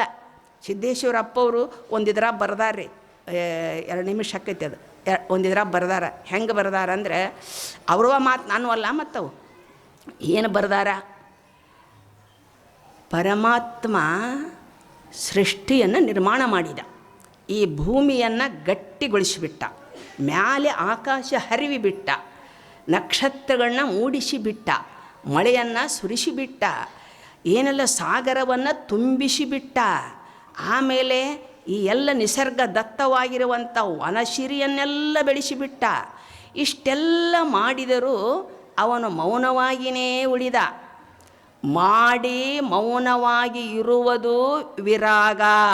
ಅವ್ರು ಬರ್ದಾರದನ, ಅದಕ್ಕೆ ಹೇಳಕತ್ತೀನಿ ನಾನು. ಮಾಡಿ ಮೌನವಾಗಿ ಇರುವುದು ವಿರಾಗ, ಮಾಡಿ ನೆನೆಯೋದು ವ್ಯವಹಾರ. ಮಾಡಿ ನೆನೆಯೋದು, ನಾನಿಷ್ಟು ಕೊಟ್ಟೆ, ಅದು ಹಿಂಗೆ ಇಷ್ಟ ಆಯಿತು, ನಾನು ಕೊಟ್ಟೆ. ಇನ್ನು ನೀವು ಲಗ್ನಕ್ಕೆ ಹೋಗಿರೋದಲ್ಲ, ಲಗ್ನಕ್ಕೆ ಹೋಗಿ ಆಯರ್ ಹಾಕಿರ್ತೀರಿ. ಯಾಕೆ? ನಿಮ್ದು ಡಬಲ್ ಅವ್ರ ಕಡೆಯಿಂದ ಬರ್ಬೋದು, ಮುಂದೆ ನಿಮ್ಮ ಮಕ್ಕಳು ಲಗ್ನಕ್ಕಂದು ಧೈರ್ಯದ ಮೇಲೆ ಹಾಕಿ ಬಂದಿರ್ತೀರಿ ನೀವು. ಆಯರ್ ಹಾಕಿ ಬಂದ್ರಿ, 1000 2000 ಏನೋ ಬಂಗಾರ ಬೆಳ್ಳಿ ಹಾಕಿ ಬಂದ್ರಿ. ಆಮೇಲೆ ಮುಂದೆ ನಿಮ್ಮ ಮಗನ ಲಗ್ನ ನಡೀತು, ಆಮಂತ್ರಣ ಕೊಟ್ರಿ, ಬರಲಿಲ್ಲ. ಅವರು ಯಾದಿ ಓದಾಕತ್ತಿದ್ರಿ. ಅಲ್ಲ ಇವನ ಓದುವಪ್ಪ 1000 ರೂಪಾಯಿ ಬರ್ತಾರಂತ ಮಾಡಿದ್ವಿ, ಬಂದೇ ಇಲ್ಲ, ಲಗ್ನಕ್ಕೆ ಬಂದೇ ಇಲ್ಲ ಅವರು. ಹೋದು. ಇದು ಮಾಡಿ ನೆನೆಯೋದು ವ್ಯವಹಾರ, ಕೊಟ್ಟುಕೊಳ್ಳುವ ವ್ಯವಹಾರ ಇದು. ದೇವರೇ, ನಾನು ನಿನಗಿಷ್ಟು ಕೊಟ್ಟೆ, ಹೂವು ಪತ್ರಿ ಗಂಧ ಅಕ್ಷತೆ ನಾನಿಷ್ಟು ನಿನಗೆ ಕೊಟ್ಟೆ, ನೀ ನನಗಿಷ್ಟು ಹೊಲ ಮನೆ ದುಡ್ಡು ದ್ರವ್ಯ ಏನು ಬೇಕು ನೀ ನನಗೆ ಕೊಡಬೇಕು. ವ್ಯವಹಾರ ಇದು. ಮಾಡಿ ಬೇಡುವುದು ವ್ಯವಹಾರ ಇದು ಅಂತ ಬರೀ ಅಪ್ಪವ್ರು ಬರ್ದದ್ದು ಹೇಳಕತ್ತೀನಿ ನಾನು. ಏನು ಬೇಡ್ತಾ ಇದೇವಲ್ಲ ಅದು ವ್ಯವಹಾರ. ಮಾಡಿ ನೆನೆಯುವುದು ವ್ಯವಹಾರ. ಇನ್ನು ಮಾಡದೇ ಮಾಡಿದ್ದೇನೆ ಎಂದು ಹೇಳುವುದು ಅಪರಾಧ. ಈಗ ನೋಡ್ತೀರಲ್ಲ, ಅದಕ್ಕೆ ಅಪ್ಪವ್ರು ದೃಷ್ಟಾಂತ ಕೊಟ್ಟಾರೊಂದು. ಏನು ದೃಷ್ಟಾಂತ ಕೊಟ್ಟಾರಂದರೆ, ಈ ದೇಶಕ್ಕೆ ಗಾಂಧೀಜಿಯವರು ಸ್ವಾತಂತ್ರ್ಯವನ್ನು ತಂದು ಕೊಟ್ಟರು. ಅವರ ಹಿಂಬದಿಯಾಗಿ ಎಷ್ಟೋ ಜನ ಪ್ರಾಣಾರ್ಪಣೆ ಮಾಡಿದ ಇತಿಹಾಸ ಗೊತ್ತೈತಿ ಎಲ್ಲರಿಗೂ. ಅವರು ಬ್ರಿಟಿಷರು ಈ ದೇಶವನ್ನು ಬಿಟ್ಟು ಹೋದರು. ಸ್ವಾತಂತ್ರ್ಯ ಸಿಕ್ತು ನಮಗೆ. ಆಮೇಲೆ ಎಲ್ಲ ಬರಿದಾಗಿ ಬಿಟ್ಟಿತ್ತು ರಾಜಗದ್ದುಗೆ. ಅಲ್ಲಿ ಹೋದ್ರೆ ಕೆಲವರು ಏನಾರ ಸಿಕ್ಕಿತ್ತು ಅಂತ ಅಲ್ಲಿ ಹೋದ್ರಂತೆ. ಆಮೇಲೆ ಗಾಂಧೀಜಿಯವರು ಯಾವುದೋ ಒಂದು ಮೂಲ್ಯಾಗ ಹೋದ್ರಂತೆ, ರಾಮ ರಾಮ ರಾಮ ಅನ್ಕೋಂತ ಕುಂತ್ರಂತ, ಪ್ರಾರ್ಥನಾ ಮಾಡಕತ್ತಿದ್ರಂತೆ. ಬ್ರಿಟಿಷರು ದೇಶ ಬಿಟ್ಟು ಹೋದರು. ಇವರು ಏನು ನಮ್ಮ ಮಂದಿ ಐತಲ್ಲ ಗದ್ದುಗೆ ಕಡೆ ಹೋದರು. ಗಾಂಧೀಜಿ ಒಂದು ಮೂಲೆಯೊಳಗೆ ರಾಮನಾಮ ಜಪ ಮಾಡಕತ್ತಿದ. ಇನ್ನು ಕೆಲವರು ಏನು ಮಾಡಿದರು ಅಂದರೆ, ನಾವು ಈ ದೇಶಕ್ಕೆ ಸ್ವಾತಂತ್ರ್ಯವನ್ನು ತಂದುಕೊಂಡೆವು, ಮೇಜು ಕುಟ್ಟಿ ಭಾಷಣ ಮಾಡ್ತಾರೆ. ಆ ಹೋರಾಟದೊಳಗೆ ಇನ್ನೂ ಹುಟ್ಟಿದ್ದೇನೆ ಇಲ್ಲ, ಅವರು ಹುಟ್ಟೇ ಇಲ್ಲ, ಕಣ್ಣ ತೆರೆದಿಲ್ಲ ಇನ್ನೂ. ನಮ್ಮ ದೇಶಕ್ಕೆ ಸ್ವಾತಂತ್ರ್ಯ ತಂದು ಕೊಟ್ಟವರು ನಾವು ಅಂತ ಮೇಜು ಕುಟ್ಟಿ ಭಾಷಣ ಮಾಡವರು ಮಾಡಿದೆನೆಂದು ಹೇಳುವುದು ಅಪರಾಧ. ಹೆಂಗೆ ಹೇಳ್ತಾರೆ ನೋಡ್ರಿ ಅಪ್ಪವ್ರು, ಸಿದ್ದೇಶ್ವರಪ್ಪ ಅವ್ರಿಗೆ ಮಾತು. ಆದರೆ ಇದು ವ್ಯವಹಾರ ಆಗಬಾರದು, ಅಪರಾಧ ಆಗಬಾರದು. ಮತ್ತೇನಾಗಬೇಕದು? ವಿರಾಗ ಆಗಬೇಕು. ಮಾಡಿದರೂ ಮಾಡಿದೇನೆ ಅನ್ನುವ ಭಾವ ಇರಬಾರದು, ಅದು ವಿರಾಗ. ಅಂಥ ವಿರಾಗತೆಯನ್ನು ಅಮೃತಾನಂದ ಅಪ್ಪವರಲ್ಲಿ ನಾವು ಕಾಣ್ತಾ ಇದ್ದೇವೆ. ಸಂತೋಷ. ಈ ಒಂದು ನುಡಿಪುಷ್ಪವನ್ನು ಇಲ್ಲಿಯವರೆಗೂ ಕೂಡ ಅಪ್ಪವರು ಬರಹೇಳಿ ನಾನೊಂದು 2 ನುಡಿಯನ್ನು ಅಪ್ಪವರ ಶ್ರೀಪಾದಕ್ಕೆ, ಯಾಕಂದರೆ ಇದನ್ನೆಲ್ಲ ಮಾತಾಡಿದ್ದಾರೆ ನಮ್ಮ ಮೇಡಮ್, ಭಾರತೀಯ ಸಂಸ್ಕೃತಿಯನ್ನು ರಕ್ಷಣೆ ಮಾಡುವಲ್ಲಿ ಅದನ್ನು ತೆಗೆದು ಇನ್ನೊಂದು ತಾಸೋಕೈತಿ, ಅದಕ್ಕೆ ಬೇಡ, ಅವರೆಲ್ಲ ಹೇಳಿಬಿಟ್ಟಾರೆ. ಈಗ ಅದನ್ನು ಮತ್ತೆ ಪುನಃ ರಿಪೀಟ್ ಮಾಡೋದು ಬೇಡ. ಯಾಕಂದರೆ ನೆಲ, ಜಲ, ಭಾಷೆ, ಸಂಸ್ಕೃತಿ ಏನೆಲ್ಲವನ್ನು ರಕ್ಷಣೆ ಮಾಡಬೇಕು ಅನ್ನುವಂಥ ಮಾತಿನ ದಾಟಿಯೊಳಗೆ ಅವ್ರು ಹೇಳಿದರು. ಹೆಣ್ಣು ಮಕ್ಕಳಿಗೆ ಪ್ರೋತ್ಸಾಹ ಕೊಟ್ಟರು ಅವರು ಅಲ್ರೇ. ನಾ ಕೇಳ್ತೀನಿ, ಹೆಣ್ಣಲ್ಲ ಅಂತ ಸಿದ್ದರಾಮ ಶಿವಳು ಹೇಳಿದರು. ಹೆಣ್ಣು ರಕ್ಕಸಿ ಅಲ್ಲ. ಆಮೇಲೆ ಈ ಏನು ಅಹಿಂಸೆಯು ಬಾಳಿನ ಧರ್ಮವಾದರೆ ಭವಿಷ್ಯವು ಮಹಿಳೆಗೆ ಮೀಸಲು ಅಂತ ಹೇಳಿದರು ಗಾಂಧೀಜಿ. ಎಲ್ಲರ ಗೌರವ ಸೂಚಕ ಮಾತಾಡಿದಾರ, ವೇದ ಕಾಲದಿಂದಲೂ ಮಾತಾಡ್ಯಾರ. ಆಮೇಲೆ ನೀವೇನಂತೀರಿ? ಹೆಣ್ಮಕ್ಳ ಬುದ್ಧಿ ಮೊಣಕಾಲು ಕೆಳಗ್ರಿ ಅಂತೀರೋ ಇಲ್ಲಿ? ಯಾವಾಗಾರ ಅಂದಿರನ? ಅಲ್ಲ, ಒಪ್ಕೋರಿ ಅಂದೇನಂತೇಳಿ ಅಂದಿರೋದಲ್ಲ. ಮತ್ತು ನಿಮ್ಮ ಬುದ್ಧಿ ಅಂಗಲ್ ಕೆಳಗೇನದು? ಮೊಣಕಾಲು ಅವ್ರ ಮೊಣಕಾಲು ಕೆಳಗೆ ಅಂತಾರೆ. ಅವ್ರ ಸಿಟ್ಟು ಬಂದಾಗ ಅನ್ನೋದಲ್ರ ಮನ್ಯಾಗ ನೋಡಿ ತಲೆ ಹಾಕ್ತಲ್ಲ ಅಮ್ಮ, ಖರೇನ ಅಂತಾರೆ ಅವರು. ಮತ್ತು ಹೆಂಗಿದು ಮೇಡಮ್ಮರ ಭಾಳ ಚಂದ ಮಾತಾಡಿದರು.